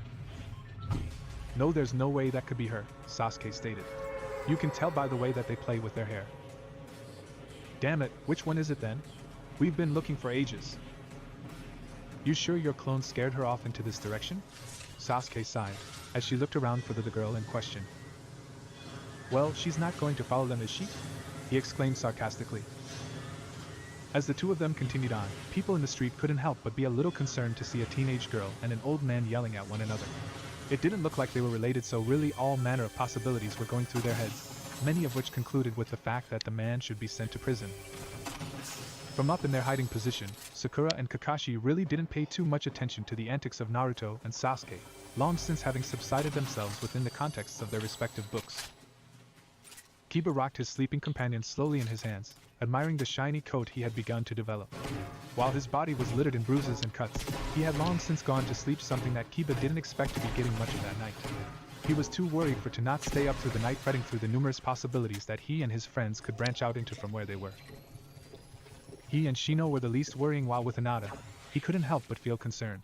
He didn't know what they were going to do to her other than slam some seal on top of the strange mark that the man, apparently Orochimaru, had left on her neck. "You don't want to know." Anko's words rang through his head eerily. Though he was normally carefree, those simple words had managed to put him off. Chills were still going down his back, but what had she meant by it? The proctor was certainly a weird one, but that was just worrying. What were they going to do that was so bad? So bad that he didn't want to know, or was he on a complete tangent to what was actually going on? Looking out the window, he contemplated the task ahead of him alongside his team. Undoubtedly, he would have to be the one to pull his finger out most of all. Even though he bragged constantly, he knew that out of him and his two teammates he was the bottom rung on the ladder. After what had happened, he'd put himself above Hinata, but doing so openly just felt wrong. Shaking his head to get these thoughts out of his system, Kiba looked out the window as he gently rubbed behind Akamaru's ears. Even though he and Shino had claimed that they would need to grow in strength to be able to protect Hinata, they couldn't afford to leave her behind. Kiba was well aware of the confidence issues that the Hyuga had and knew that if he and Shino soared past her in strength and ability, she would be mentally devastated, which in turn could have disastrous effect. As he watched the sun begin to set over the canopy of the trees, a silent declaration was made as he declared that he would find some way to help his teammate in any way that he could. "That was mean, Kakashi-sensei," complained Naruto as they stood out in the middle of the training ground. With the day just about over, the leader of Team 7 had decided that they'd gone on long enough after several shinobi had been summoned by the citizens to break up a fight that the two had gotten into. "And what did we learn?" asked Kakashi, who had been glad that the collateral damage in the street hadn't been as high as he had expected when the two had started to duke it out. Somehow he figured that it was still due to the fact that the two were still under the guise of a henge, and even though the fight was a mix of half play, half seriousness, the two of them had maintained their disguise through it all. Perhaps there was hope for them to go undercover yet. "To check to see if the source of information is viable," stated Sasuke. "That you're a dick, Kakashi-sensei," chimed in Naruto. "It seems you two have gotten the gist of it," said Kakashi, not really surprised with the answers that they had given. "While you two have apparently only learned the one thing from the day, Sakura here completed a book on basic poisons." "Poison?" repeated Sasuke, slightly intrigued. "Sakura-chan, you're so cool," claimed Naruto in admiration as said girl blushed. "With the fact that we've only got an hour at most of sunlight remaining, I've decided to look into alternate ways in which we can continue to grow as a unit. Every morning we'll continue with these random assignments, as they are helping grow teamwork and also helping shape your future as Ninja of the Leaf. At midday the assignment will come to a close and then we will plow through a D-ranked mission," stated Kakashi, making their weekly itinerary.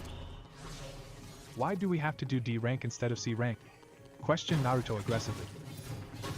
"Because D-ranked missions can be done quickly and thus give us more time to train," said Kakashi before continuing on with what he had been saying. "Once we've done the mission, we'll have some lunch and then come out to one of these training grounds where we'll do some solid training.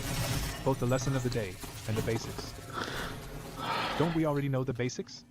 asked Sasuke, wondering whether or not his progress was going to be slowed down. "Well, Sakura here will be able to learn the basics in constructing poison," stated Kakashi, pointing at the pink-haired girl who had been silent up to this point, the procedure for the weeks ahead already having been explained to her up whilst she and Kakashi had been hiding. "Along with that, all three of you will be practicing a jutsu from one of these 5 scrolls." As he said it, Kakashi pulled 5 small scrolls out from a back pocket, placing them on the ground. "Sweet, new jutsu!" exclaimed Naruto. "Is each one some super powerful jutsu?" "No," said Kakashi blandly, which silenced the blonde. "Each one of these is an elemental-based jutsu, the most basic for each affinity that Konoha possesses." "I take it back about you being a dick, Kakashi-sensei," said Naruto before he reached for one of the scrolls, only for his hand to get slapped away. "First, we have to find out what element all 3 of you have," said Kakashi as he reached once more into his back pocket, this time pulling out 3 small pieces of paper. This paper reacts with small amounts of chakra and allows you to work out which element you're more suited towards. If it wrinkles, then you've got a lightning affinity. It'll tear in half for wind, burn for fire, become soggy with water, and crumbles with earth. So we just have to run our chakra through this paper and we'll learn what element we've got an affinity for, said Sakura as she took one of the offered slips.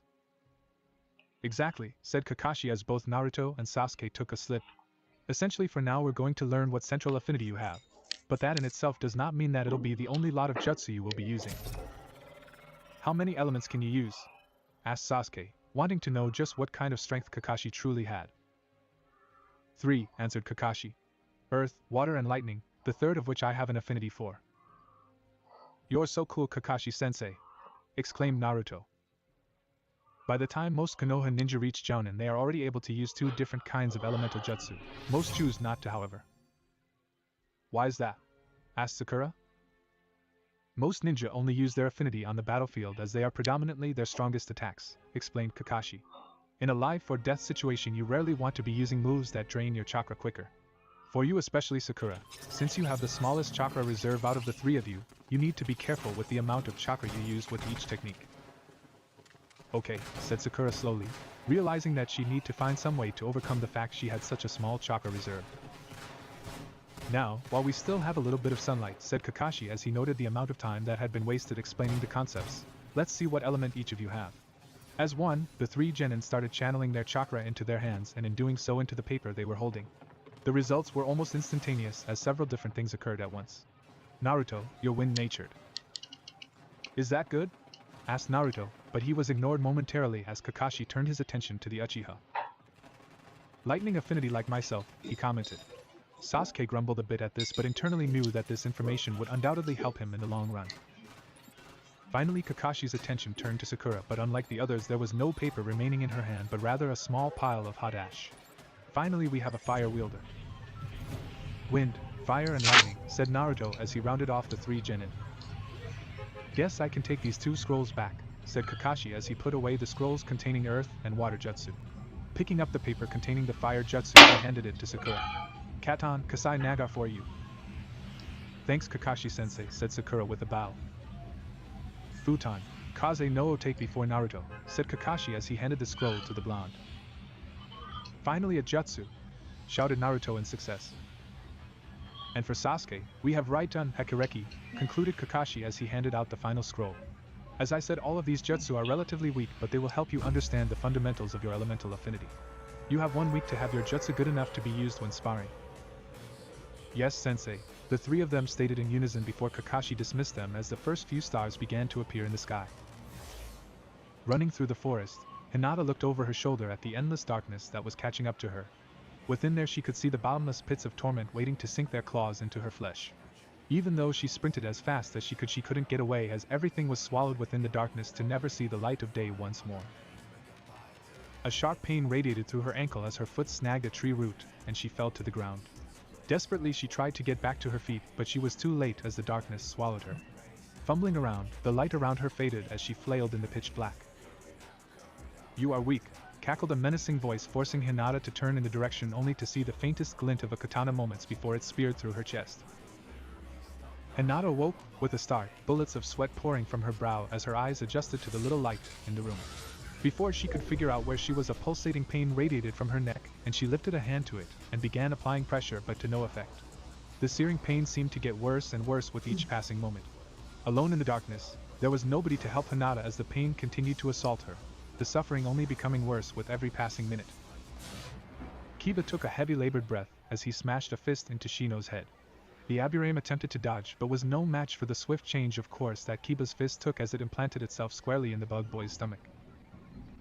They had been at it for the better part of the day, figuring that it was best to get the majority of their training done now so as to avoid injuring each other when the next part of the exams were closer. Being only 4 days away, if Kiba's count was correct, they couldn't afford to waste any time, especially when Hinata was in the state that she was.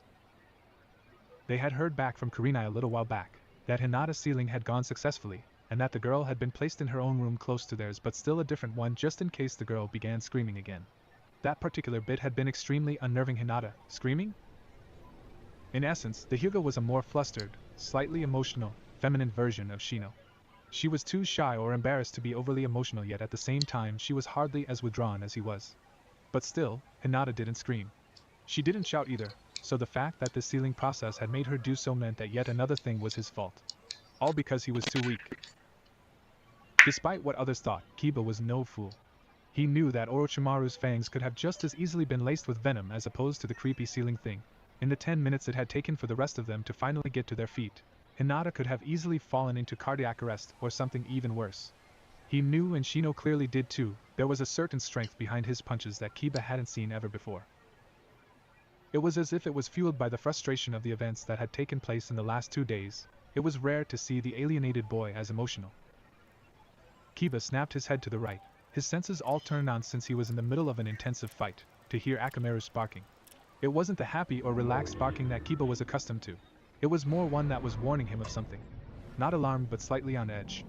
Shino paused his assault too, probably somewhat curious as he cocked his head in Akamaru's direction. Following Akamaru's gaze, Kiba blinked a few times in rapid succession at the form in front of him. His jaw fell open in surprise. It wasn't that he didn't want to see Hinata standing boldly a few meters to the right of him, rather that he had expected the girl to be sound asleep. Hinata?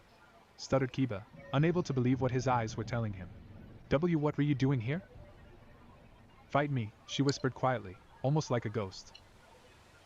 What? Asked Kiba once again as he noticed Shino tense beside him. I said fight me, snapped Hinata with a firmness about her that Kiba had never before witnessed. Fight you? Kiba asked once again, unbelievingly as he looked at Hinata's body from top to bottom. The bags under her eyes clearly contrasted her pale skin, allowing Kiba to quickly realize that she must have not gotten much sleep. I can't. You're still not fit to do anything yet. At this, the girl grit her teeth in anger. Watching with fearful yet curious eyes, Kiba's heart almost skipped a beat as a shrouded aura began to overcome the girl as she clenched her fists with a grunt. Akamaru's loud barking fell on deaf ears as the 2 male genins slowly backed away, scared of the normally timid girl. With another grunt, the girl had her Byakugan activated, the dark aura subsiding as strange black marks began to race all around her skin. A slightly twisted smirk on her face, Hinata slowly began to advance towards Kiba and Shino, also ignoring the panicked barks of Kiba's alarmed canine companion. Fight me or I'll fight you, whether you like it or not. That would be unwise, Shino cleared his throat. Hinata, I beg you to reconsider. Attempting to fight anyone while you're still in your condition would surely be detrimental. The girl ignored the normally collected boy's pleas as she advanced towards him, however Kiba's eyes weren't drawn towards her. Instead they were wide and large as they watched Akamaru make a wild charge for the young Hyuga, intent on biting off a piece of her skin in order to save his master from the threat in front of him. As Akamaru jumped in the air, he was met with a swift juken strike to his chest, instantly causing him to crumble onto the ground as his rough barking turned into slow whimpering. A few seconds later, the black marks on Hinata's body receded as she joined her teammate's injured dog, cradling the pup in her arms. What have I done? So how are we meant to go about this again? Questioned Naruto as he eyed Kakashi, the Jounin too occupied with his book to bother responding. Just follow the instructions on the scrolls, Naruto, it's not that hard, said Sakura. I don't get it though, do we follow the hand seals from left to right or up to down or? You start from the right side of the scroll and go down like any normal scroll though, Sasuke sighed, not in the mood to deal with Naruto's idiocy. And what about chakra, how much chakra do we pump into the technique? Naruto asked his teammates. Didn't you listen to this stuff at the academy? Asked Sakura wearily. It's why learning techniques isn't as easy as just catching the hand seals, since everyone has different coils that respond differently each time you push out chakra with a hand seal. You need to find the right amount for you. Some people just can't get certain techniques to work for them while others can take years to master one. So what happens if I just pump a shitload of chakra into a technique? Wouldn't that make it stronger? Yes and no, Sakura said almost as though she were a lecturer. More chakra will make it more potent, but at the same time, it becomes more unstable. And hand seals can only stabilize your chakra so much before it blows up in your face. So in other words, that chakra control crap is important? Naruto's eyes squinted as Sakura firmly nodded her head. That sucks, I'm really bad at it. But I guess it's not that bad because everyone has to go through the same pro. Except for me, Sasuke interjected smugly. The Sharingan automatically tells my coils how much chakra to produce when replicating the technique, provided I've seen it beforehand. Yes, Kakashi shut his book with a thud before he pulled his headband up, revealing a dark, glowing red eye. It does. The Sharingan is an excellent shortcut in battle. It allows you to flip techniques on opponents and learn thousands of jutsu as I myself have done. However, it's a shortcut, and the long way is always more beneficial in the long run. There's a secret to this dojutsu. A secret? Sasuke's eyes widened as the three genin almost collectively gasped. It doesn't master the technique for you. In order to not spill a lot of chakra and maximize its potency while keeping it at a high level of stability, you need to practice. And practice hard. The way of the ninja is not an easy one.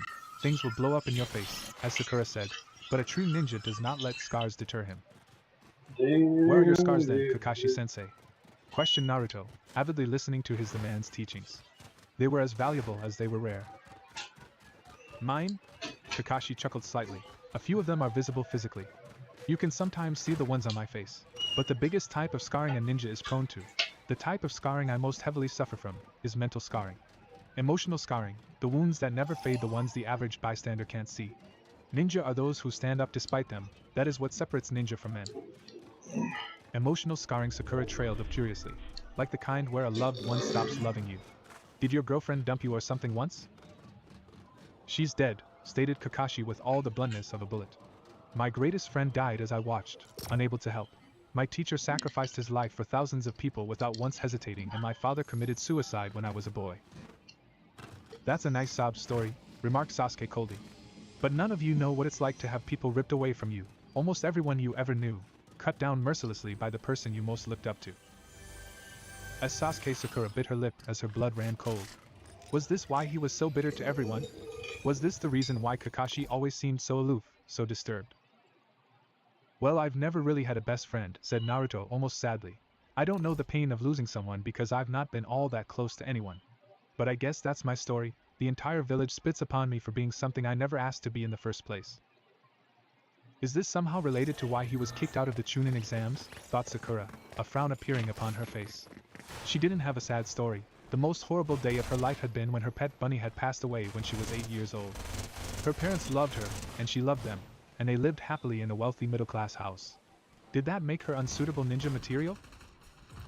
You guys, Sakura stuttered, as tears began to slowly well up in her eyes. Your lives sound so horrible, mine must be a piece of cake in comparison. She wiped her eyes with an arm. But I'm here for any one of you. Kakashi-sensei, Sasuke and Naruto, maybe I'm not worthy to be a ninja, but I want to be a worthy friend to all of you. Don't talk nonsense, Sakura. Naruto's head snapped up, causing Sakura to hesitate as she went to rub her eyes. Of course you'll be a worthy ninja. Sakura could only watch in amazement as Sasuke and Kakashi both nodded slightly, the young girl's eyes filling with even more tears as Naruto continued. You're smart, you've got a strong will, and you always know what to say. Thanks, Sakura sniffed slightly. I guess you're the one I should apologize to the most. I've been a horrible teammate, and an even worse friend for the past few years. Don't worry about it, now let's get back to learning these jutsu. We're gonna be the most kick-ass team in Konoha in a few weeks. Naruto threw a fist up in the air in celebration. Hang on, Sasuke held up a hand for emphasis.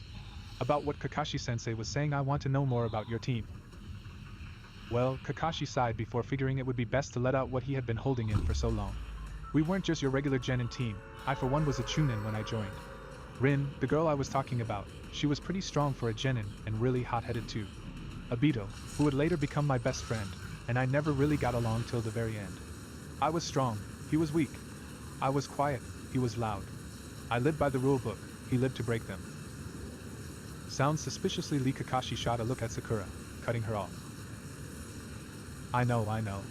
But what happened in the end was, long story short, during the last battle we fought as a full team, I damaged my eye. Obito's dying gift to me was his Sharingan. So that's where you got it from, Sasuke said indifferently as he crossed his arms, although it wasn't hard to hear the approving tone in the Uchiha's voice. His eyes shifted towards Naruto momentarily, and he wondered if he ever found himself in such a situation, would he be willing to pass on his legacy to the blonde? Such thoughts were pushed to the side as Kakashi continued. So things crumbled afterwards.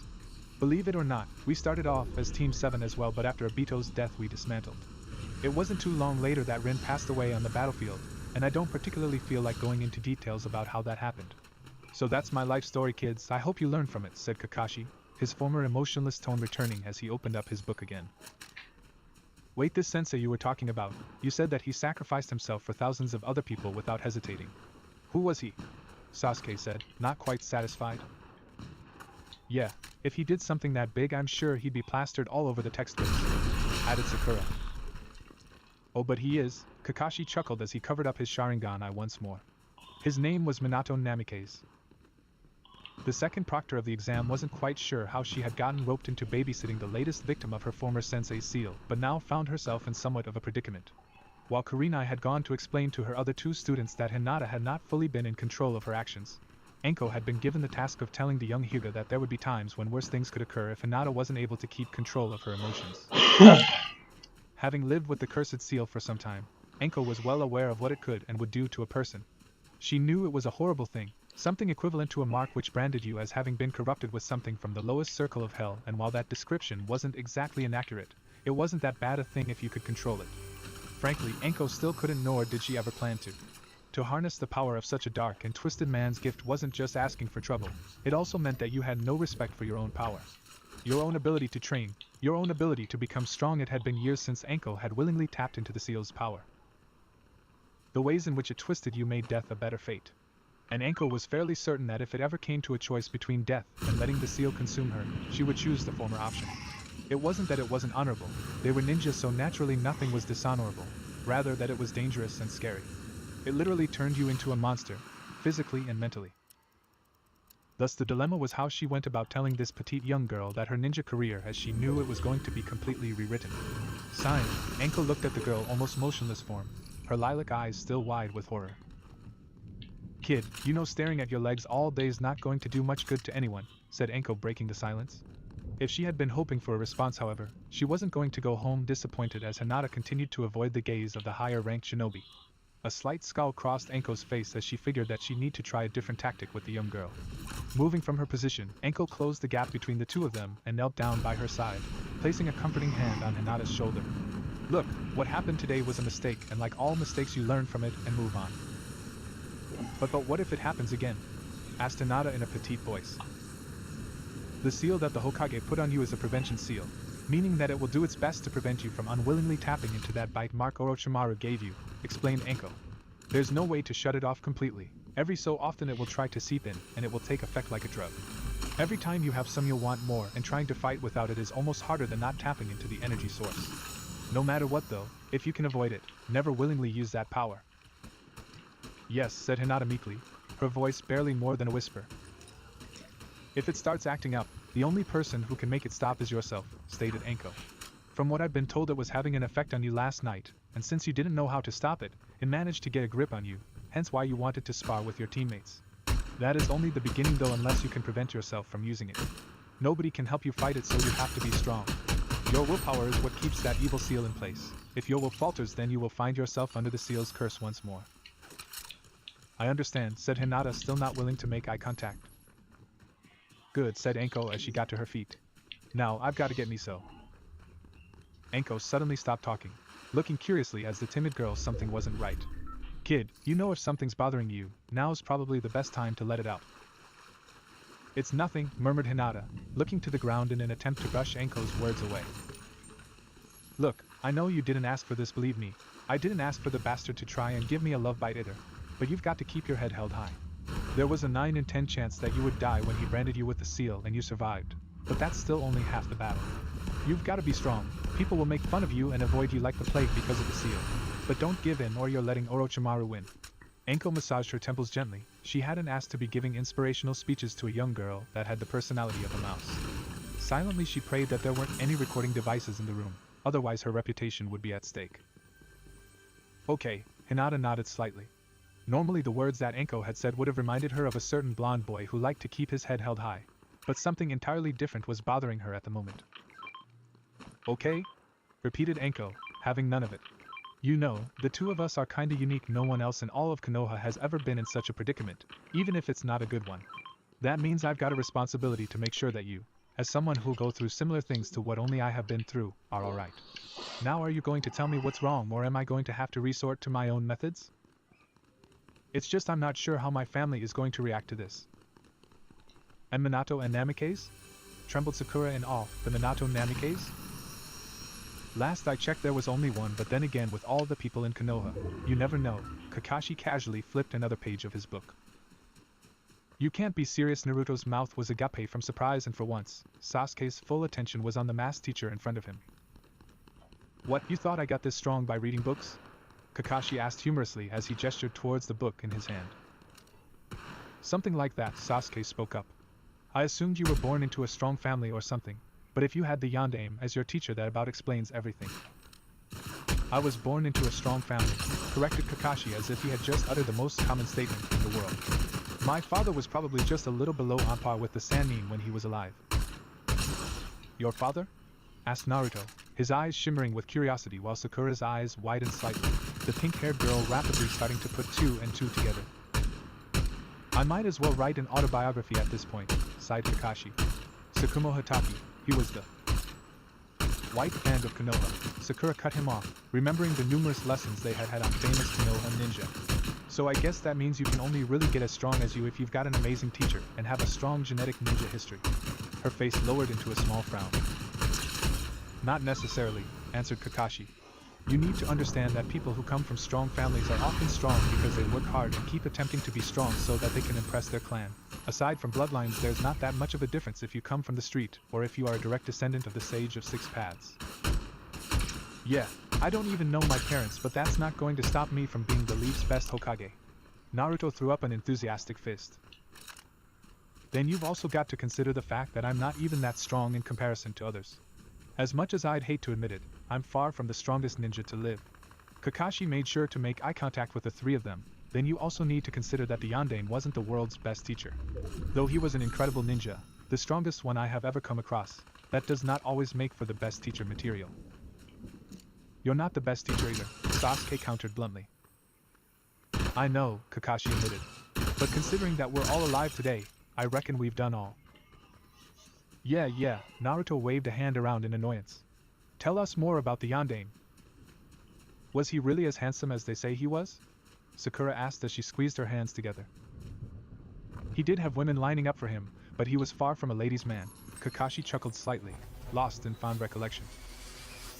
Whatever, Naruto said, impatiently trying to get his own answers.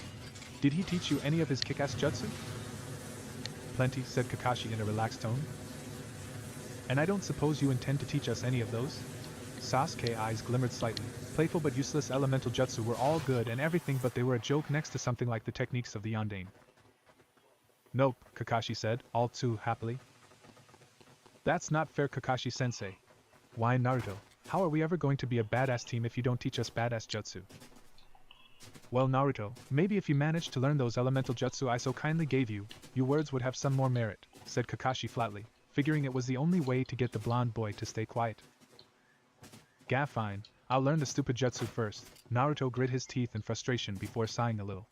The Yondaime had been his hero since he was a little kid, and this was the perfect opportunity to get a little more insight into what the man was like and perhaps what made the Hokage choose him on that fateful night. So was the fourth nice? Well, he had to start somewhere. He was so nice that up until he was Hokage, he didn't live in a house. Despite having the large amounts of currency to buy almost any large estate, he donated a lot of that and his earnings from being a ninja towards charity. Kakashi informed his students, hoping that the raven-haired one in particular would take something away from it. While he could have sworn he heard Sasuke scoff, his attention was turned to Sakura as she asked the question. What kinds of charity, Kakashi-sensei? Ones dedicated to helping out orphans and street rats mainly, answered Kakashi. He himself was an orphan. I can't remember if he had any known family, but he saw kids without families as a part of his own. Minato-sensei was always strange like that. Where did he live then? Questioned Naruto. I mean, where else could you live, if you're not living in a house? Kakashi merely chuckled. I'd have expected you to know, Naruto.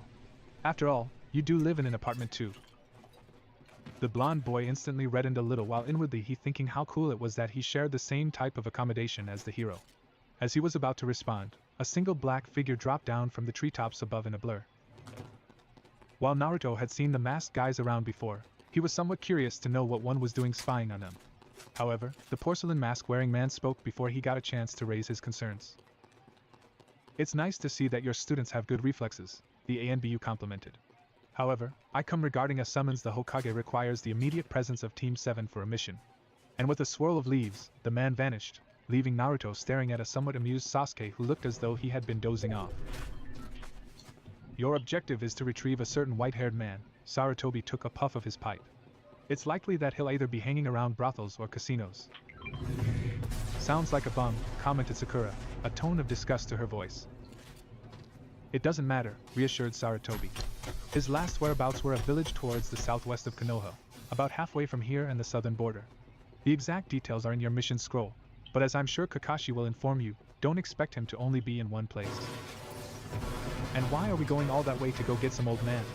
Naruto asked. The last old guy we met on a mission was a drunk who was being targeted by a guy with a freaking massive sword. I assure you that this mission has an almost zero risk factor, Sarutobi smiled warmly. Unfortunately, it won't be nearly adventurous as your last one, as the hard part will be tracking down the man. Does he have any specific quirks or personality traits? Asked Sakura. Like I said, you're most likely to find him in a brothel. I think that should be enough information, said Sarutobi. If possible, I'd appreciate it if you can get him back here within 2 days, but knowing how difficult he is to track down, getting him here as soon as you can will be just fine. Don't worry, Ji-chan, we'll find this old guy for you no problem, declared Naruto. We will return as soon as we can, said Kakashi as he led Team 7 out of the hall. Once out of the prying ears of other shinobi, Naruto couldn't help but curse out loud. Shit, I thought we were going to be training non-stop, he complained. That's what I had hoped for, but clearly something's come up if the Hokage issued us with this mission, said Kakashi as he read the fine details on the scroll, memorizing the smallest details. I want the 3 of you to meet at the front gate within an hour with a light pack. Hopefully we'll be seeing the walls of Konoha again in 3 days max. Yes, sensei, they chorused as one before the 3 genin rushed off. A small smile crept across Kakashi's masked face. When he had first met his team all those months ago, he seriously doubted that they would have progressed this far so soon. His confidence in them was so great that he would let them fight it out for him in the next challenge between him and Guy, either that or he would simply use them as a distraction as he escaped from the spandex-wearing ninja's sight. The joy of underlings. Kiba cradled the small form of Akamaru close to his chest, the small pup resting after having received treatment for the injuries he had sustained. While he knew that Hinata had not been fully in control of her actions, he couldn't help but be angry at the Hyuga heiress. To have seen his faithful companion injured in such a way hurt him deeply, and he knew that he wouldn't be able to look at Hinata the same way. It was at that moment that the door opened and Kiba found himself looking at the person he had been thinking of. Her eyes were focused on the floorboards as she tugged on her clothes. Kiba was happy that Akamaru was asleep because he wasn't sure how the pup would react to seeing Hinata so soon. Kiba wanted to scream out at her, tell her how horrible she had been to Akamaru, but after having been given the talk from Kurenai while Hinata had been talking to Enko, he knew that yelling out at her would have more negative consequences. At the same time, however, he couldn't find it in him to say something nice or polite, not after what had happened. Neither of them said anything, and for several moments Hinata considered simply walking out without saying a word, but her small amount of courage kept her in place. Raising her head, she looked Kiba in the eyes. Kiba could see the amount of remorse written across her face, her cheeks stained where tears had fallen from her eyes. Sorry, said Hinata before she stepped out the room and ran down the hallway away from the Inuzuka clan member, her footsteps fading every passing second. A half moment passed as Kiba contemplated giving chase, but he thought against it as he remained seated.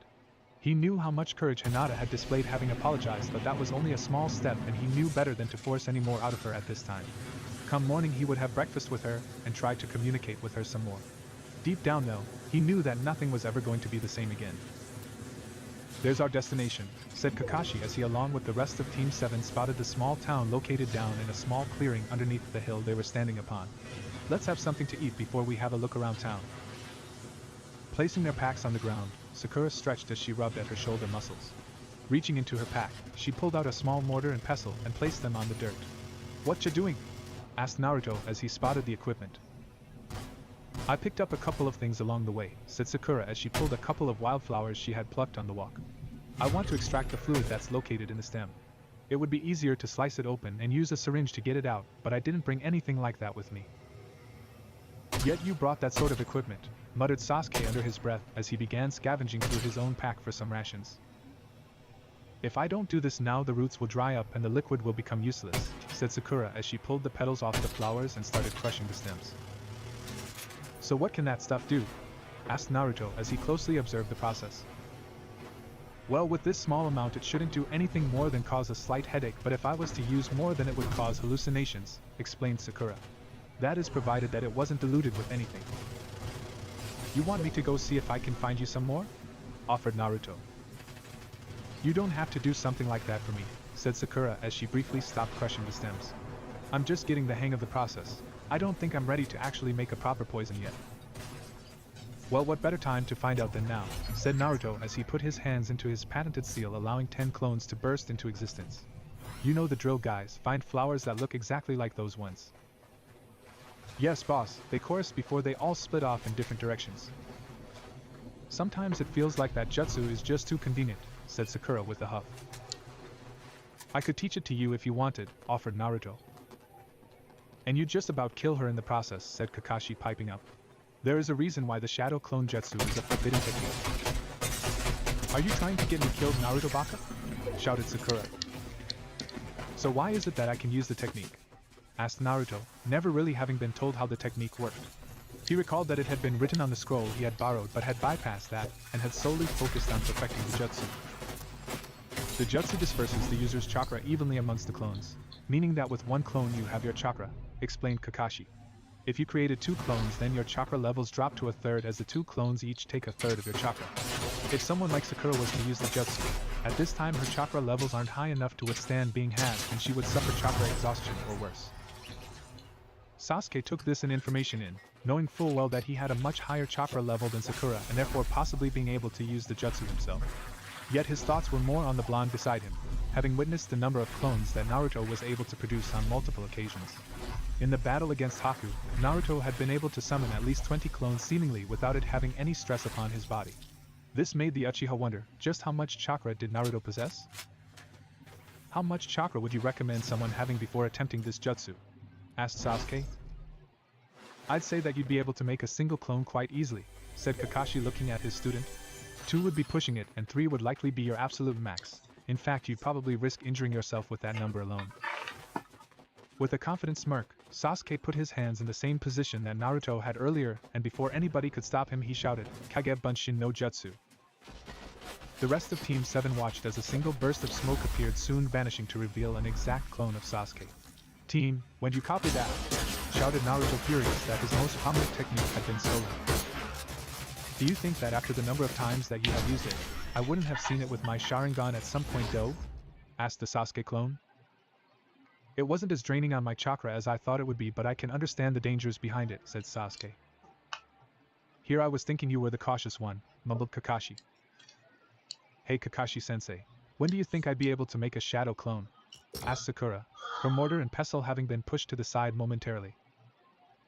Leaning towards the side of caution, I'd like you to be able to stand on top of water for at least an hour, preferably 2, said Kakashi. 2 hours water walking, got it, said Sakura, knowing that she could be researching some more poisons at the same time. Before anybody else could speak, there was rustling in the bushes as 3 of the Naruto clones returned with flowers in their hands. We got these for you, Sakura-chan, they said as one as Sakura took them from the clones. Thank you, said Sakura as she put them in the mortar alongside the other flowers. How are their 2 tems? They shouted as they noticed that Sasuke had made a replica of himself. Before they could be subjected to any punishment, Naruto wisely undid the jutsu, allowing the clones to poof from existence. Time passed by as the last on the Naruto clones returned with flowers, although 2 of them had managed to bring the wrong kind of flowers, and Sakura finalized her poison. Emptying the contents of her mortar into a test tube, Sakura put the equipment away as Kakashi decided it was time for them to act. Alright you 3, he said as the genin stood in front of him. I want the 3 of you to attempt this mission yourselves. Really? Exclaimed Naruto excitedly. Are you sure that's wise, sensei? Asked Sakura. I have faith in you 3, think of this as another form of training, stated Kakashi. Your mission is to find and locate the target last seen in this town. As the Hokage said, he is most likely to be drinking and womanizing, so prime locations would be bars and brothels. But Kakashi-sensei, we're not old enough to enter those kinds of places, said Sakura, picking at the one flaw in Kakashi's request. We can if we use a henge, declared Naruto, recalling the different disguises that both he and Sasuke had used the prior day. An alternate to looking for him would be to make him come to you, said Kakashi. He's a self-proclaimed super pervert, so henge yourself into something that'll pique his interest. So you're saying we have to look decent and he'll come to us? Questioned Sasuke. Well, it won't be that easy, but I'm sure the 3 of you can come up with something, said Kakashi with a nice smile before looking out towards the horizon. Alright, you've maybe got about 15 minutes of sunlight to get down to that town before it gets dark. You're looking for a perverted man who's got white hair that stretches down to his waist and red lines running vertically down from his eyes. Return here by midnight with or without him. Does this person have a name? Asked Sakura. Yes, said Kakashi. You're looking for a man named Jiraiya. Chances are that if you find him he won't want to cooperate, so you may need to try and bring him back whatever way you can. Are we clear? Yes, Sensei, they shouted before they vanished, sprinting towards the town. From his position with the bags, Kakashi silently wished his team luck before he reached into his own pack, pulling out his prized first edition copy of Ika Ika Paradise, praying that by the end of the mission an autograph would be lining the front of the book. And that's about all I know of the situation, said Kurenai as she bit down on her lips nervously. I see, Sarutobi replied as he drummed his fingers against his wooden desk. I suppose the most appropriate course of action would be to pull her out of the exam. What? Shock overcame Kurenai's face as she heard the elder man speak. Yes, Orochimaru is very dangerous, said Sarutobi as he reached forward to light his pipe. Inhaling a sharp puff of smoke, he continued, I would much rather have Hinata safe and in hospital than put her at risk out there. With all due respect, Hokage-sama, responded Kurenai with a frown, I'm going to have to disagree with you there. Team 8 have already successfully completed the second stage of the exam, so why pull them out now? Because the third stage is in some ways more dangerous than the second, answered Sarutobi as he sighed. Kurenai's eyebrow tensed, a perplexed look crossing her face. How so? She questioned. What was more dangerous than throwing a bunch of genin into a forest that most jounin were weary of? I suppose it would do no harm to tell you, seeing as this phase is drawing to a close, but you're not to inform your team of the next stage until the rest of the genin get to know, said Sarutobi as he gave her a somewhat serious stare. His gaze lingered for a second before lifting. The third stage of the exam will be a one-on-one tournament, with each victor advancing to the next stage until someone wins the whole thing. I see, she said tonelessly. It wasn't all that different from the Chunin exams that she had attended, though she hadn't been promoted through them. She was one of the few that had received a field promotion, but that did not aid her in seeing what made the whole thing so dangerous. Tournaments weren't all that uncommon. It seems that you don't believe me when I say that the next stage of the exams are dangerous. It wasn't a question. Had she been talking to someone else, Kurenai would have been surprised that her face had been read so easily, but it was something the third Hokage did frequently. She had spent time ambling on whether or not that was because he was extremely smart, or because he was a wise, old man. It's just a tournament. Not like anything worse will happen, right? You are right, mused Sarutobi, but you are also wrong. Keep in mind that sometimes the only way to truly separate the genin from the chunin, the boys from men, the girls from women, is to have them fight to the death. Nothing that Sarutobi could have done would have prepared her for those last few words, as Kurenai dropped the poker face that she had been attempting to carry as the Hokage continued. To fight in such a situation is dangerous in itself, but to fight when one is not in peak physical and mental health will severely risk their life. That's a month away though, surely there's something you can do to help her, pleaded Kurenai. I have done all that I can, said Sarutobi, a decisive tone to his voice. It would be inappropriate for me to condone what will almost certainly be the merciless death of a defenseless genin. Please give her a chance, Hokage-sama, Kurenai begged. I can promise you that she'll be in fighting condition within a month. How exactly do you intend to do that, Kurenai? Asked Sarutobi, wondering how the Jonin would respond. I'm not sure, muttered Kurenai, but I'll figure something out. Enko will probably be able to help me out too, since she probably knows what we'll be up against. Sarutobi murmured, your points are reasonable, and should she be in an appropriate condition, I won't have any problem allowing her to participate. However, I think the person we really need to talk to is her father. He's not going to like what we're going to tell him, said Kurenai flatly. And I'm sure he'd attempt to remove the seal by himself. The Hyuga are known for their sealing practices. Which is why I have attempted to contact my old student, Jiraiya. Sarutobi exhaled a breath of smoke. He is a well-respected seal master. After he's been retrieved by the team I have sent, I have no doubt that he will be able to deter the Hyuga from attempting anything impure. Impure? Questioned Kurenai, unable to catch on to what the Hokage was hinting at. Politics aren't always black and white, answered Sarutobi before moving on. I also believe that he'll be able to explain Hinata's state to Hayashi.